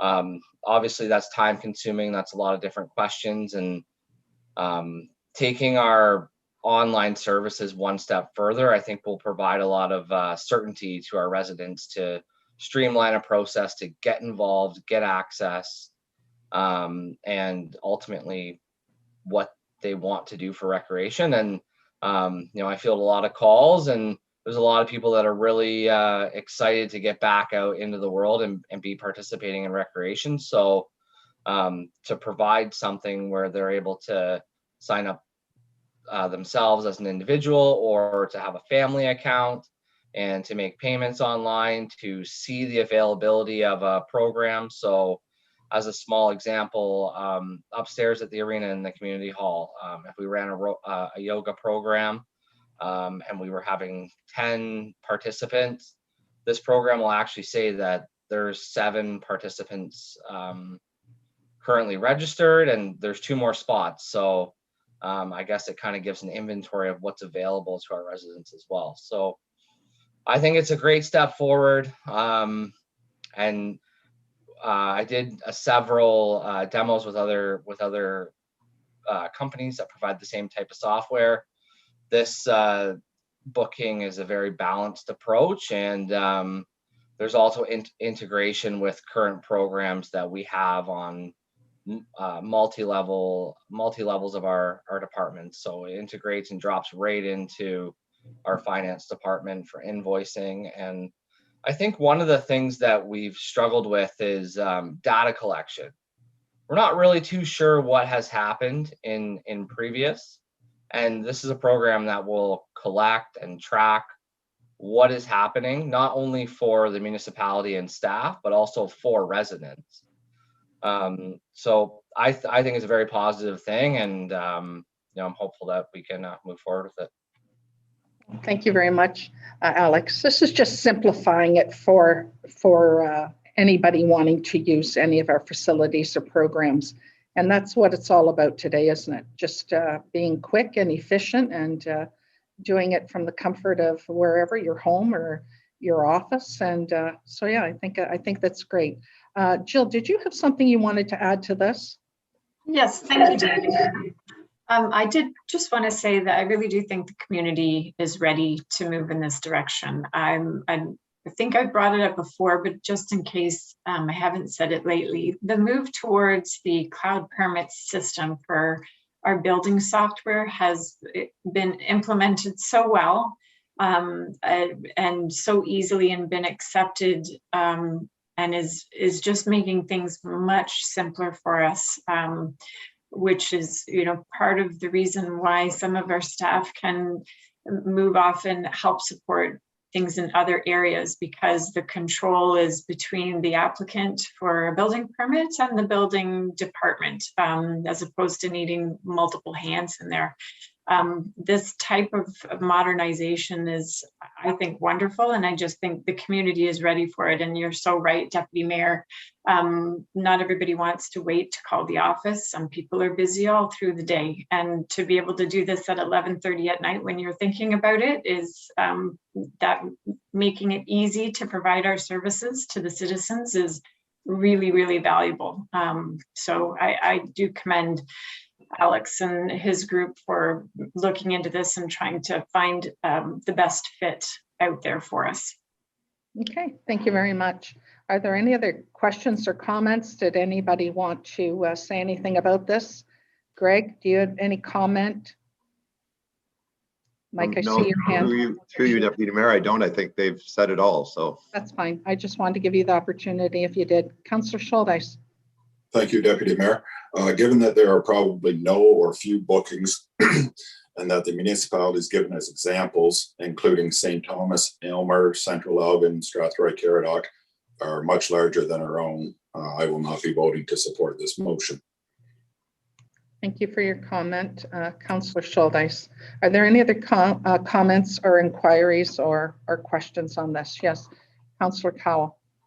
Of the many applications that you received through your Google form, I was 3 of them with my 3 children, and I had to go through and fill that form out 3 different times. And when we were seeing how you could create a family profile, I was pretty excited about that without having to remember all of my children's ages, and then also find all of their swimming records so that I knew what they had registered in last year and what I was supposed to register them in this year. So I can appreciate that, being able to log into a system like this that remembers all of those things for me will make me a better parent, hopefully. So I would move the recommendation. Thank you very much, Councillor Cowell. Can I get a seconder for that recommendation, please? Seconded by Councillor Crothers. Discussion? All those in favor? Opposed? Carried. Thank you very much. Budget software. Kristen. You guys getting tired of me yet? Never. All right. This is, Doug, I see you laughing, and I'm hoping you're not. So this was in the budget this year. Questica is a budgeting software that the county has adopted, and quite a few of the lower tiers have also adopted at this point. Right now, I suppose, I am really the keeper of this right now. We export from the payroll software, we export from the accounting software. I put it all in Excel, create some history so that we can see comparable figures, and distribute it, break it apart, distribute it to everybody. They fill some in or ask for some clarification, email it back to me, and then I rekey it into a master Excel, and then take that and upload it into Keystone for our budget. So lot of time, lots of room for error. It's cumbersome. And I think that the Questica solution will alleviate some of the time constraints. We can program it so that, you know, we can set a cost of living and it applies it to certain accounts. So that's easy enough to change on the fly. There are salaries modules that will make it easy for each supervisor in each department to go in and, if they, want to propose to increase people or decrease people or change wages, that type of thing is easy to propose in the software. And then the reports that are generated, it just gives a lot more option for different analysis within the departments internally, and also for presentation to council. I think I have covered most of the things that I wanted to hit on in there. Okay. Is that it, Kristen? I don't want to cut you off. Is that it? Okay. That's it. Thank you very much. Are there any comments or questions on Kristen's report? Councillor Vink? Thank you, Deputy Mayor. To Kristen, I think it says somewhere that it will save on labor time. And in the last year or so, we've hired more people, and all the software packaging, every time it says we're supposed to save on labor. So is this going to save on labor costs in the future? I don't know if I thought that this would really save. Did I say it was going to save on labor?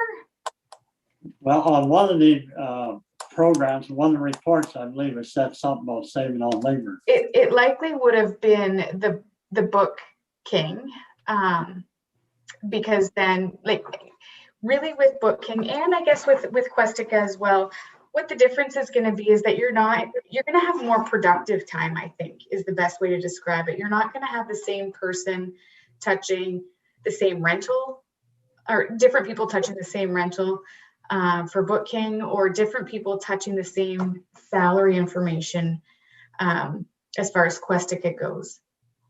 It should streamline some processes and hopefully make the budget a little bit more robust. We could probably do a multi-year budget much easier, so we can do more long-term and strategic planning with that. Okay, thank you very much. Are there any other questions or comments on this report? Yes, Councillor Carruthers? Yes, Kristen, is this replacing a program that's being paid for now? No, we don't currently have a budget software. We're using Excel that I piece it together myself. Thank you. Okay. I am the budget software. Okay, good. Councillor Cowell? Sorry, with that in mind, I just had a thought. If something were to happen to you, how,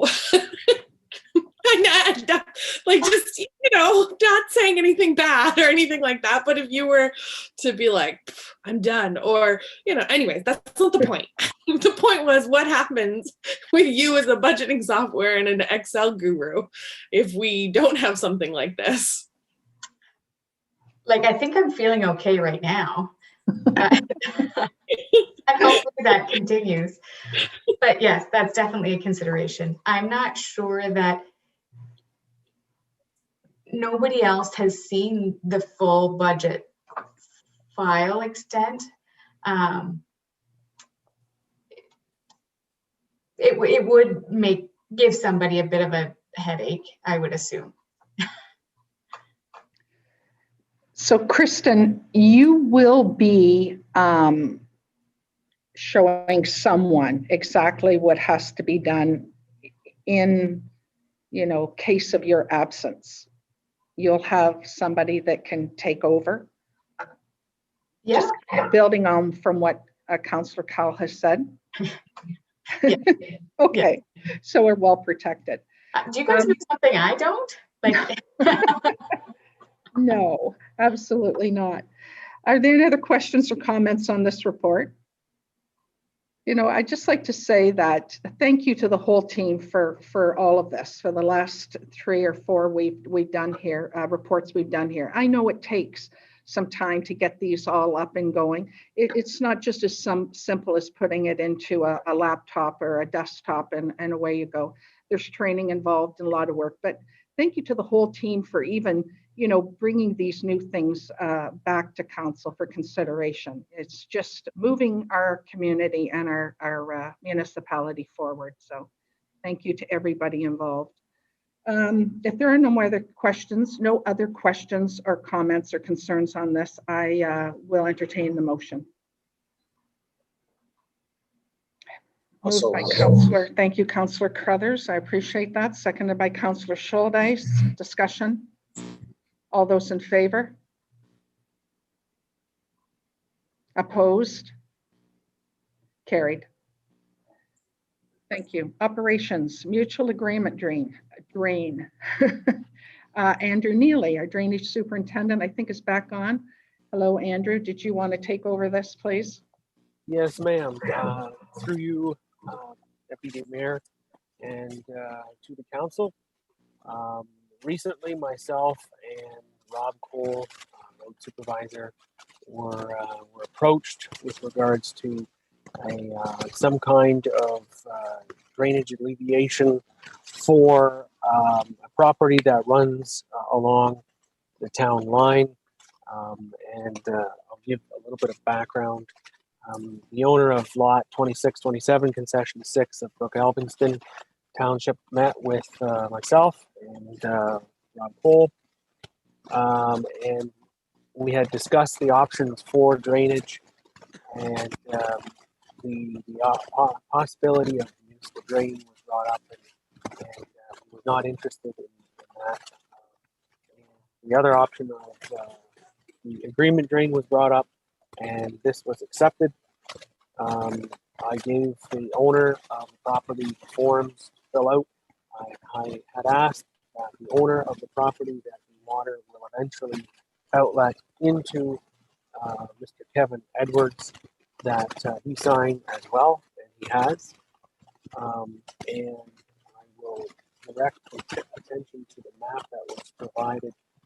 So what has been proposed is that a little over 2.5 acres be drained with a 4-inch big O egg tile that will run along the bottom, under the bottom of the road ditch on Conservation Road, and outlet into an existing culvert or by an existing culvert that goes under conservation along the curved section of conservation, and then under Bedelia to a natural water course, and then eventually to Morrow Creek.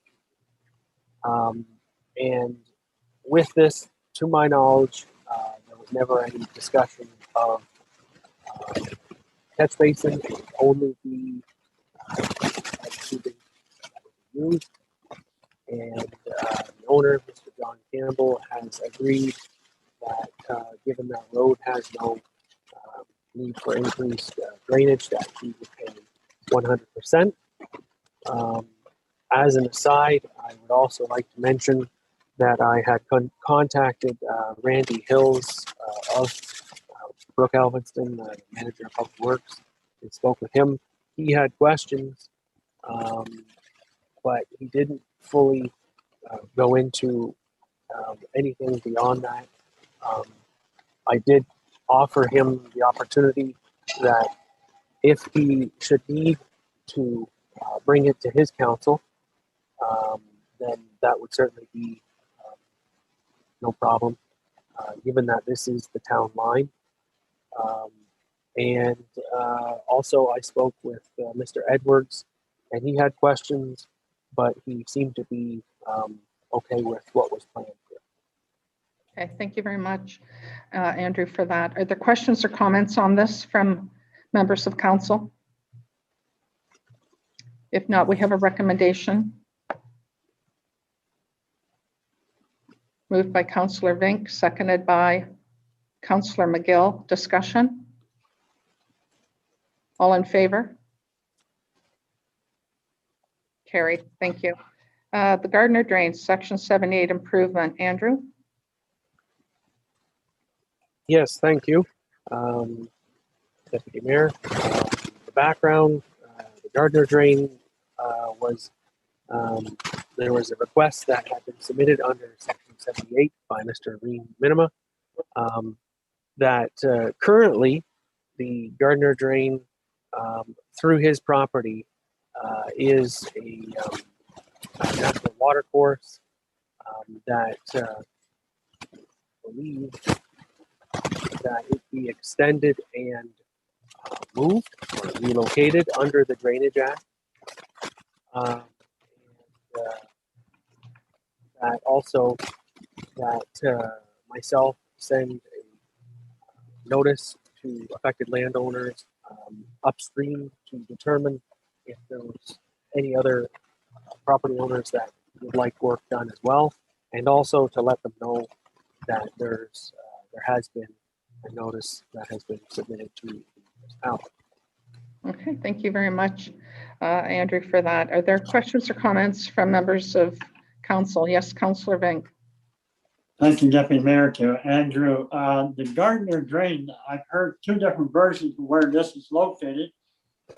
Is this the property that's located on Tafe Road in New Bigney? The map indicates somewhere else.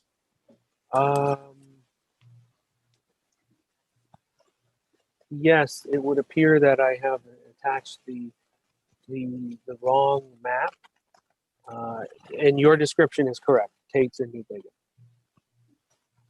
Thank you. Are there any other questions or comments from members of council?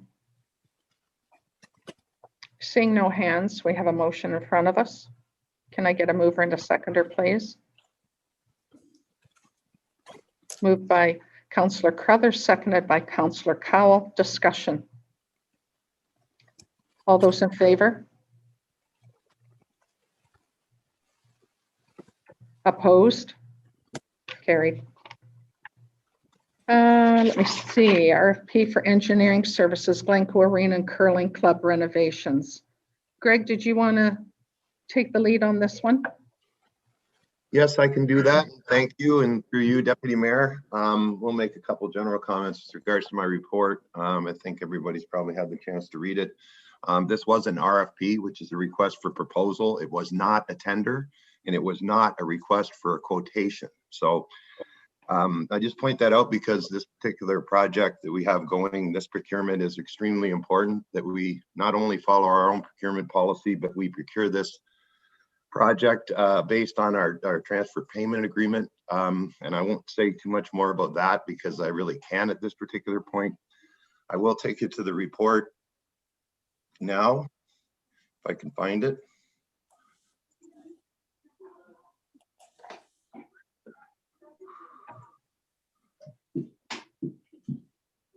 I'm having a little trouble here. Hold on for a minute. Oh, that's not good.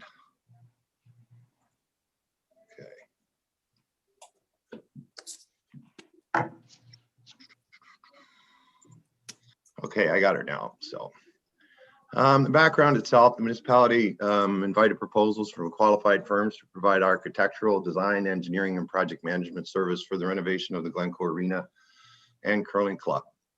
The proposal, it was required that the proposal meet the requirements of the RFP. The RFP was advertised, received 5 submissions from the companies that are listed. The proposals, because this was an RFP, was a 2-envelope system, with the first envelope being an evaluation of the technical aspect of the project, as well as whether the particular companies could fulfill the requirements of the application. And the second envelope itself was the actual price. I have included the evaluation of the committee as well. And you can see what the evaluations were after envelope 2 or envelope 1, and then the final results after envelope 2. So I do have a recommendation that council approves the selection of Cornerstone Architecture at a cost of 9%, which is $243,000. That is based on the total cost of this particular project, and that would be for the completion of the renovations to the Glencoe Arena and Curling Club. So I am available for questions. Okay, thank you very much, Greg. I will just remind council that I know we are all eager to make an official announcement regarding the renovation projects, and we will do so when we are able to. Right now, we're not in that position yet. Are there any questions or comments of Greg on this report?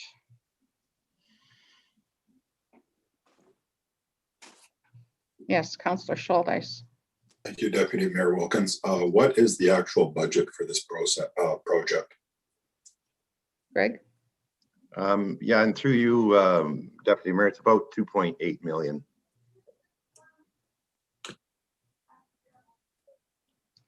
Councillor Schuldeis, I'm going to ask other councillors first. If there's enough time, I'll come back to you. Councillor McGill. Thank you, Mayor Mayhew. I think Cornerstone is the company we're using for the daycare, correct? And I believe the fee there was 8.25%, I believe, but this is a different project, so a different amount, I suppose. Jill, did you want to comment on that? Through you, Deputy Mayor, just to say that, yes, that is the firm that has done the design and overseen the construction work for the new daycare, which is looking fabulous. Yeah, we put it out to the market and see what will happen. I guess that's how it goes when you're putting out these kind of requests for people to come back with their submissions.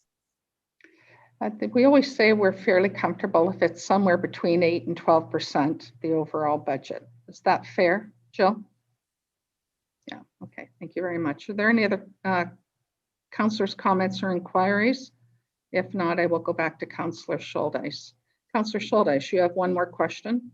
Thank you, Deputy Mayor. As a follow-up to the first question, given what we are paying for engineering fees, are we on budget?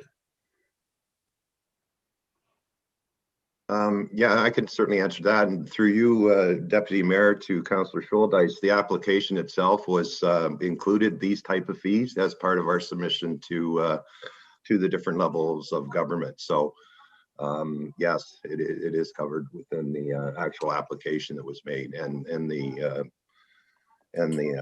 total numbers itself. Okay, are there any other questions or comments? Yes, Councillor Cowell. I'm going to move this. Okay, thank you very much. Moved by Councillor Cowell, seconded by Councillor Bartlett. Thank you very much. Discussion? All those in favor? Carried. Thank you. Let me see. So pedestrian crosswalk relocation. Greg, did you want to take the lead on this one also? Yes, and thank you. Through you, Deputy Mayor. Council had approved the particular crosswalk that we're talking about is on the county road at the corner of Main Street and Park House in Glencoe. Council had approved $15,000 in the capital budget for this year to move that particular crossing away from that busy intersection. So staff, myself and Rob have been working with the county to come up with a solution. We had a couple different areas to select, and I certainly have provided the information and with this report on the crosswalk and its location, its new location. And when the pricing was done by the county, this came over the $15,000 that we had put in the budget. So I have provided those numbers that the county has provided to us, and I'm asking that we access the reserve to complete this project. Thank you very much, Greg. Greg, remind me again why this was moved. Well, primarily because it's right at the corner of a busy intersection, and it's right, on the way to the school, and it is not supervised as part of our crossing guard program that we have in place. So okay. It was one of those areas that, you could have people turning left on Park House. You could have people going straight through, people turning left onto Main Street, turning right onto Main Street, and there's a crosswalk right there. So that was the, it's been identified since I've been here anyway as the one that needed to be moved, and that's what we're trying to do now. Okay, thank you very much, Greg. Are there any comments or questions from members of council? Yes, Councillor Cowell. We've talked about a need for a crosswalk in our community, and this is significantly more expensive than we anticipated it. And I don't agree with the location. I don't agree with the idea of spending this kind of money at the budget time. And I have not heard from the community that they want this crosswalk in this spot, but I have heard from the mayor that he did. So I won't be in support of this. I have heard time and time again that we needed something down by the pharmacy, down by the post office, down by the banks. So to spend this sum of money on a place where we currently just up the street have a crossing guard for the children at school times, I just can't get on board with this. Thank you for that comment, Councillor Cowell. Do we not have a crossing guard down by the school too as well? Jill? Yes, I thought so. Okay, thank you very much. Councillor Schultes, you have a question or comment? Thank you, Deputy Mayor Wilkins. I see that we're doing the sidewalks here right shortly as well, and I wondered if it wouldn't be cheaper to include the cement work from this job in with the sidewalk tender, because it seems to be quite a large portion of the cost here. Greg? Yeah, through you, Deputy Mayor, this is a project that will be completed by the county, and they already have a contractor in close by. That's why we got actually such a good price. You know, I guess there's the question out there of whether it should be moved, and I think that's fair. You know, all I've really tried to do in this particular case is get this crosswalk moved because that was the wish of council. So, you know, the problem that we have is sight lines when we move something like this and the actual grade of the sidewalk. And I really wouldn't want to put a fault, you know, if we were going to do this, the county would do this right away based on they have access to this contractor that's close by. You know, our particular sidewalk program is going to happen and it's probably going to happen in the fall. So, you know, the idea has always been to move this crosswalk was to try to move it when the kids were not in school. So that's kind of where we're at with it. Are there any other comments or inquiries on this? Councillor Vink? Thank you, Deputy Mayor. To Greg, it was mentioned about crossing guards. Would the crossing guard be moved from Park House to this new location then? That's a good question, Councillor Vink, and through you, Deputy Mayor. No, I mean, this would just be moving an unsupervised crossing. We would still have the supervised crossing in the same place it's always been on Main Street as well as on Park House. Councillor Schultes, I'll allow one more question from you. Do we have a motion on the floor yet for this? There's no motion on the floor yet. I'm still accepting questions or comments. Is there any other questions? I don't have a question then. You don't? No, I don't. Okay, thank you. You did cut out for a bit, Councillor Schultes. Are there any other questions or comments on this report? Councillor Cowell, you have, you said you were going to make a motion? I mean, my motion would be not to do the project. Someone wants to second that? Sure. We do have a motion on the floor, or I mean, we do have a recommendation before us. So if you decide not to support it, that's fine. I'll entertain I'll entertain a motion on that recommendation.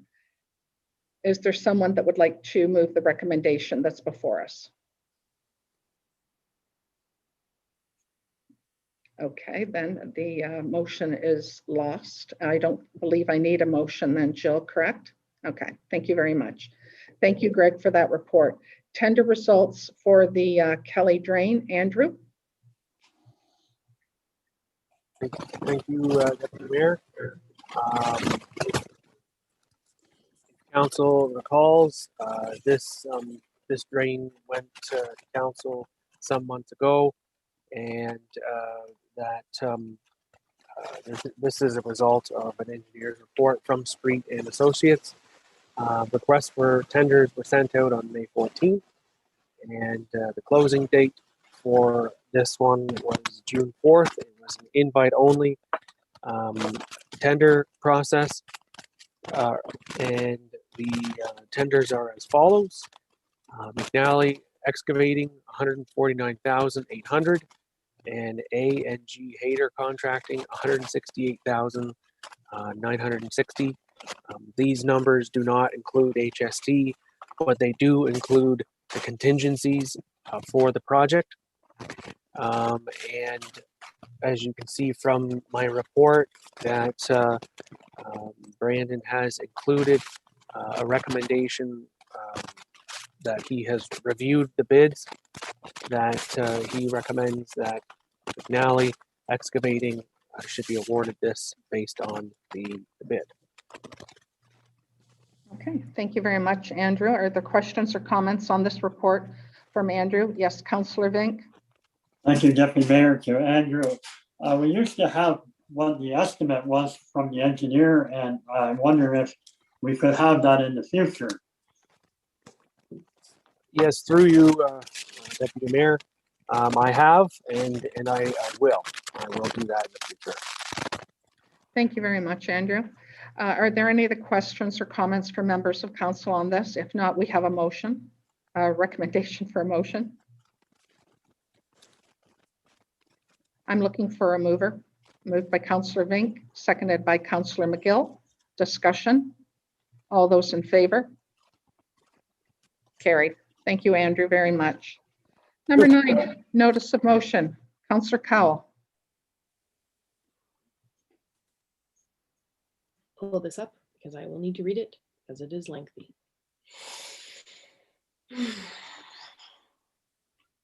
So this is a notice of future motion. You don't have to do anything about it tonight if you don't want to. Whereas there was a recent discovery of the remains of 250 children at the site of a former residential school in British Columbia, which serves as a horrifying reminder of the abuse Indigenous people in Canada face and have faced. And whereas when colonialization began, one of the first tactics was to remove Indigenous people from the land, attempting to sever a connection that runs thousands of years deep.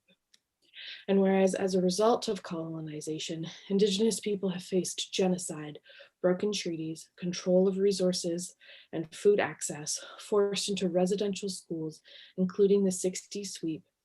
And whereas it is important to consider what has happened in the past and what changes can be made going forward. And whereas the municipality can take steps to support Indigenous communities and potentially inspire others to do the same. And whereas recognition of the history can be a small step towards reconciliation. Now, therefore, be it resolved that the municipality of Southwest Middlesex reach out to the local First Nation Indigenous organizations and community champions to develop a land acknowledgement to focus on our Indigenous residents and neighboring First Nations communities. That we all come back with some research and self-reflection, because it is not the responsibility of the First Nations to write our land acknowledgement. That an adopted land acknowledgement statement be listed on the municipal website, read before council meetings, and at special events. Thank you very much, Councillor Cowell. I am assuming that you will share that with Jill in preparation for the next meeting. Thank you very much. Correspondence and petitions. The St. Clair Regional Conservation Authority. And this report, Jill, did you want to take this? And then I'm going to ask our representative, Councillor McGill, to speak to it after. So certainly, Deputy Mayor, this is a request. I think we've recently seen some support from other local municipalities come through. That the St. Clair Conservation Authority is seeking all of the membership to support the representation before you. Okay, thank you very much. Councillor McGill, did you want to speak to this as the representative on St. Clair? Sure. I support this.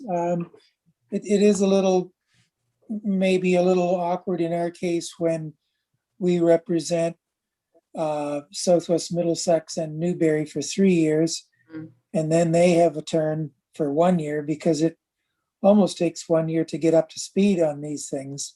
True. And then, and so actually I did approach Newbury and I offered to do it for the 4th year too, if they wanted me to, but they said they're looking forward to taking their turn. There is a similar situation. I believe it's in here, Enniskillen represents Enniskillen and Oil Springs. I was going to say Oil Springs. I thought I read that somewhere. Yes. Yeah. So it's a similar situation where one municipality is representing two. Mhm. And I think when there's a weighted vote, Southwest Middlesex and Newbury put together only account for 1.5% of the total. There's not very often a weighted vote, just on budget matters.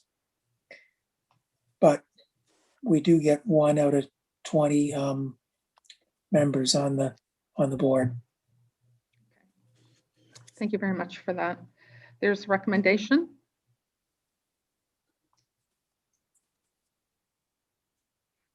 There are no questions or comments? Yes, Councillor Vink, you're moving it? I had a comment, Deputy Mayor. Can I go ahead? Yes, absolutely. Okay, thank you. Yeah, I asked for the Brook Elvis resolution to be talked about, to be commented about. Would I still be able to do that? Because they've asked for a little different voting procedure. They've asked that another member be added onto the list, of which I'm in favor, so I'm not sure how to vote on this. I'm not sure I understand the question, but maybe the representative does, and Jill. Do you want me to comment again? Sure, absolutely. Yeah, that resolution was, I believe, for the OFA to have a representative on the Conservation Authority. Yes, okay. Mhm. And so I don't know if it's up to the chair, I suppose. Could we deal with that first before we vote on this or not? Because, or I would rather we deal with this first. And then if you choose to do something in addition, that after this. If there are no other questions or comments, would I could someone? move. Okay, thank you. I appreciate that, Councillor McGill, as the rep. Thank you. So this is moved by Councillor McGill and seconded by Councillor Scholdeis. Is there any discussion? All those in favor? Carried. Thank you very much. Councillor McGill.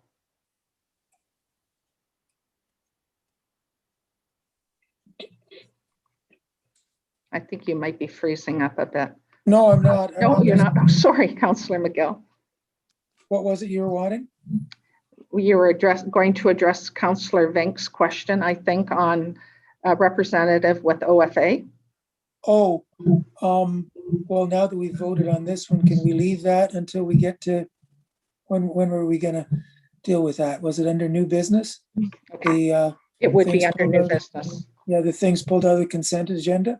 Oh, right. Oh, I'm sorry, Councillor McGill, you're right. It is. It's the first one we'll be dealing with under new business. Thank you very much for reminding me. It's been a long meeting.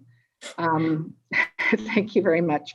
Jill, we're going to expect this as well from Lower Thames, right? Sure. The one with respect to Brooke Alvinston's recommendation? No, there'll be changes made as well to them. That there'll be, I don't know that they're looking for specific changes at the Lower Thames. Okay. With respect to I representatives. could maybe comment on that, but maybe not then. We don't expect any changes through the Lower Thames, Councillor Cowell. No, and I can address it when we bring up the membership for OFA, and specifically how come those types of positions are not being considered, and some of the provincial legislation that has changed as a result and changed how membership is. Okay, thank you very much, Councillor Cowell. No unfinished business, so we'll move to new business, which is the the first one on there, Councillor Vink with Brooke Elvinston, St. Clair Conservation Authority. Councillor Vink? You want me to comment? Yes. I do. Deputy Yeah, Mayor, yes, one I would would like ask to that it be support pulled the out. resolution. Yes, yes, I would like to support the resolution that was presented by Brooke Elviston. Okay, thank you very much. Can I get a seconder for that? Seconded by Councillor Crothers. Discussion? Yes, Councillor Cowell. In the last 2 years, there's been quite a bit of legislation come down, especially with regards to Bill 108, that changed the requirements of conservation authorities across the province. And actually, part of that change is eliminating positions like the OFA. And the reason the provincial government gave for that, so in the past, you used to be able to appoint a resident from your municipality to the Lower Thames, and some municipalities chose to do that. But most of the municipalities, especially on the Lower Thames, do not, because of the fact that there are budget requirements that we are responsible for. And there are cities like London and Hamilton, for example, that would have almost every single one of their councillors be on a conservation authority. And so they didn't want that. But the province legislated it anyways. So as a result of that, the province has said that they only want elected officials on conservation authorities because they're accountable for the budgets, and more changes will be coming about the budgets. And so they're going to be breaking down the way we pay our levy for the conservation authorities. And they're going to be breaking it into mandatory levy, which are things that have to do with watershed management. And they're going to be breaking it down to non-mandatory levies. So things like Scanadot are considered non-mandatory, and it will provide municipalities the opportunity theoretically to opt out. And so that's the intention of it. And their concern was that with budgets, municipal budgets, that they needed to have councillors on them because they are accountable to their council for the budgets. And so that is the background information about that. And we, like I said, we'll be seeing another bill come forward. We just had a meeting about it actually last week, an unexpected meeting, but because these changes are sweeping and it will mean more downloading for the municipalities, to the municipalities through the Conservation Authority, because the government, the way they've changed the legislation is it's anticipated that the province will no longer provide funding for many of the flood control programs that they offer it now. And so they're changing the legislation so that in the future, it's expected that it will be downloaded to the municipalities to be able to pay those levies. So I think that that's important more now than ever. Thank you very much, Councillor Cowell, for addressing that. Is there any other questions or comments regarding this motion? I'm going to call it. All those in favor? Opposed? Motion lost. Thank you. We have Councillor Cowell, Archipelago. Let me see, Township of Archipelago, you wanted to comment and or move this, support this motion? Yes, so we're asking for filters to go on washing machines because of microplastics. Most manufacturers already put this on, but what's happening is that in most larger urban centers, these microplastics that are found in detergents go right through your washing machines and directly into the wastewater system, and the wastewater system cannot collect these items because they are too small of a micron level. And as a result, they're heading into the Great Lakes. 600.7 million parts per million per square kilometer can be found in the Great Lakes, and these do not break down, and they have a very negative impact on the environment in our lake system. So it's a small thing that they're asking for. They're just asking for the manufacturers to put a filter on the drainage system of the washing machines. And this is being done in certain places in the United States and California. Okay, thank you very much, Councillor Cowell. Can I get a seconder for that, please? Councillor McGill, discussion. All those in favor? Carried. Thank you. Councillor McGill, I did forget about you, or well, I did miss you. I didn't forget about you, just to clarify. I'm going to come back to you, but I'm going to go ahead with Councillor Cowell and the letter from Echo Public, Central Public School regarding the sign. So I wanted to ask them to come back to us during our budget period so that we can include them in their budget. It's my understanding that they cannot get the sign until they have all of the money. So I would love for them to come back during our budget time so that we can have them be on our requesters list and we can address it properly as part of our budget and be able to allocate some funds through that process. And I don't know if that needs to be a motion or just a request. I'd rather that be an emotion. It's just a lot neater and tidier that way. So if you're moving that motion. The motion will be, I suppose, for them to come back during our budget time so we can address their donation request. Yep, absolutely. Thank you very much. Can I get a seconder for that, please? Moved by Councillor, seconded by Councillor Schultes. Is there discussion? All those in favor? Thank you very much. Councillor McGill, the St. Clair Conservation Authority response to the gypsy moths. You're muted, Councillor McGill. Yeah, there's more information there from St. Clair Region Conservation Authority on what's being done in their area. They're not spraying. They have no plans to spray for gypsy moths. And there is some spraying on a limited scale being done by some municipalities.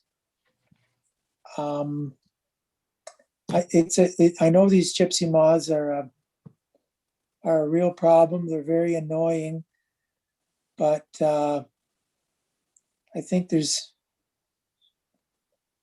the idea of spraying large areas of forest to try to control them probably wouldn't work from this information that I received here, and also from what Mark Brown from Middlesex County said, and other sources too. So I just wanted to bring that to your attention. Okay, thank you very much, Councillor McGill. Councillor Vink. Thank you, Deputy Mayor. I've done quite a bit of research on this the last couple of weeks, talked to Savvy Farms, to Jackie White and Gary Price. It is a real problem, especially in the Stumps, Missouri area, most of the states. And I'd like to be on record to say that I am now in favor with doing my research that particular area should be sprayed. I also talked to Don Craig today. I happened to run into him. And so it's hard to say how much it would help, but it is a serious problem and we got to try and solve it. Thank you very much, Councillor. I think you realize that we do get the agendas the Friday before the meeting. That gives every councillor 5 days to do their homework and investigation on any notice of motion or reports. Thank you very much for your comments. Is there any other comments or questions on this? Yes, Councillor Cowell. I just wanted to bring up, being as this was on the agenda and Councillor Vink mentioned her, Miss Jackie White did let us know, well, she let me know and she asked me to share it with all of the councillors, and I believe you all got it, that she has 32 acres of wetland conservation and that the trees are just being destroyed. The trees are being destroyed at her neighbor's property, and that she just is really desperate in this situation because there is a serious concern at eventually a collapse happening in the forest with many of these trees and the defoliation that can happen. So she asked me to address this, and I sent it along to all of you, and I am bringing it up again. And I think too that I was sent a little bit of information. I forget his name, but he's from the St. Clair Conservation Authority as well. And one of the things he mentioned in the email that I had was that that spraying while does have some risk to other types of moths and butterflies, the reason they do it during a specific time in May, specific week, is because the larva and pupa phase of the caterpillar is of this specific type of caterpillar, the gypsy moth, is only in that stage for a short window of time. And as a result, when you spray, it doesn't impact the other butterflies in the ecosystem. And that's why it's such an effective treatment. So anywho. Thank you very much. Thank you. Yeah. Councillor Vink, I'll allow one more comment or question. Thank you, Deputy Mayor. I forgot to mention that there's a couple other partners, and I think Councillor Cowell would be aware of that. Lower Thames Valley Conservation Authority owns private land in that area as well. And I would have liked to see the motion would have included them as well for the spraying. And of course, maybe even possibly a letter sent to Thames Culvert Land Trust, because all the bush is connected in that area. And so you only get part of it, of course, it would only be of limited value. So Councillor Vink, I'm going to just address that a little bit. So you're right, the Lower Thames Conservation Authority own approximately 300 acres there. Middlesex County owns 2,100 acres in Skunks Misery. They have the lion's share. Unless they are willing to address the issue there, there's not a lot of sense anybody else taking on the project. I would assume that if Middlesex County agrees to such a project, that Lower Thames and maybe Talbot Land Trust and maybe private property owners anywhere around the woodlots will be able to pay to join in. But without Middlesex County taking the lead on this, there's not a lot anyone else can do when they own the lion's share of the woodlots. Councillor Cowell. It was funny when I reached out to the Lower Thames Conservation Authority about this topic and that we were bringing it forward. The representative got kind of giddy because he was like, "Are they going to spray us too?" And I was like, "You're misunderstanding. We're just asking them to do their businesses." And he's like, "Oh, that would have been cool." So, you know, it's definitely something they would be supportive of. Okay, thank you for that, Councillor Cowell. Councillor McGill. Thank you, Deputy Mayor Wilkins. There has been some spraying in Southwest Middlesex. There's a property on River Road where I think the owner sprayed, I believe it was around 30 acres for gypsy moths. So okay. It is something private individuals can do on their own, at their own expense. Yeah, that's very true, Councillor McGill. But when any property owners live anywhere near Skunks Misery, I can assure you it's going to be a waste of money, because our backyard is covered, our deck's covered, our canopy's covered, our vehicles are covered. And I would love nothing more to pay to have our trees around us. But when we back onto a bush that backs onto the county woodlot, I think it's just a waste of money at this stage. But thank you for that information. I appreciate it. And I'm sure other members of council do too. If there's nothing else on that and seeing no hands, I'm going to move on if there's any county council or conference update. Seeing none, there's announcements. I have one. So Canada Day is coming upon us shortly, and there will be, my understanding is, a flag raising at 11 o'clock. Last year, there were some council members who did volunteer to hand out sparklers and flags, and I think there were a few things that were also given to us by the government, the federal government, maybe coloring books or something. And we did that, I believe, starting at like 2 or 3 in the afternoon. We did it in hour increments, maybe up till 6 or 7. Now, Doug and Krista, I know you helped. Martin, I'm not sure if you did. Maybe you could help me if it was that long or not. Was it 2 to 6 or 3 to 7? I just forget.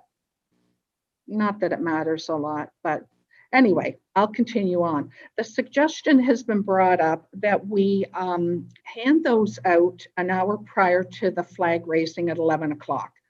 That seems to me that might be a better time. There will be people that will be attending the flag raising. I'm not sure that some of the people that go to that will want to come back into town later in the afternoon to receive a sparkler or a flag or whatever we have to hand out. So I guess what I'm looking for is some type of approval that you would support that, handing out the flags from maybe 2 hours from 10 to 12. And if so, we're looking for volunteers. Comments or questions? Be there. Pardon me? I said we will be there. Okay. Jill, do I need a motion for that or just look for volunteers? Yeah, no, I think you could just look for volunteers. Okay. So everybody knows we're looking for volunteers for those 2 hours. And if you want to do it an extra hour, that's fine. I suspect 2 volunteers will be all that will be required per hour if you want to do it that way. But anyway, we can work those details out after. But anyway. And sorry. Sorry. Just a comment. I know that the splash pad is going to be open and the pool is going to be open. And I just was like, maybe we should make, this is probably not the time to do it. But I was like, put a table out somewhere halfway between the flagpole and the pool. So that way people can see and be like, I think that's a good idea.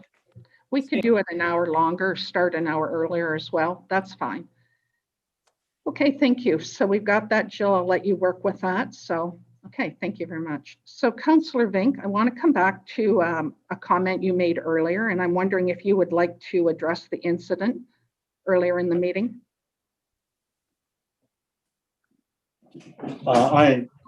Deputy Mayor, I already did.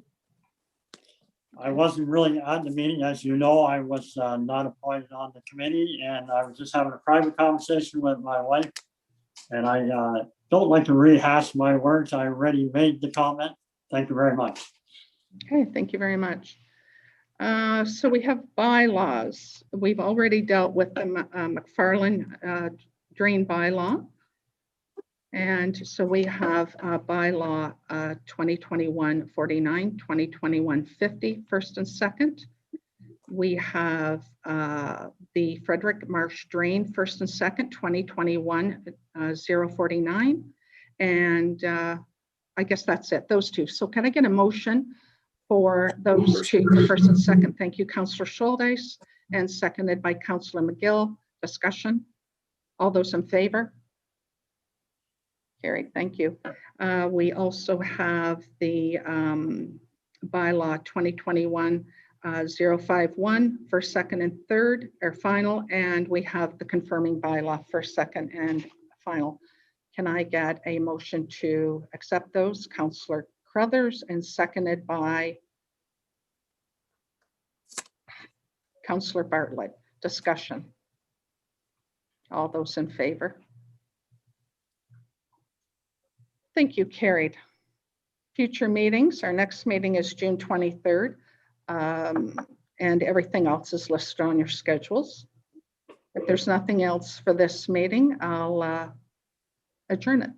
Thank you very much for your attendance tonight.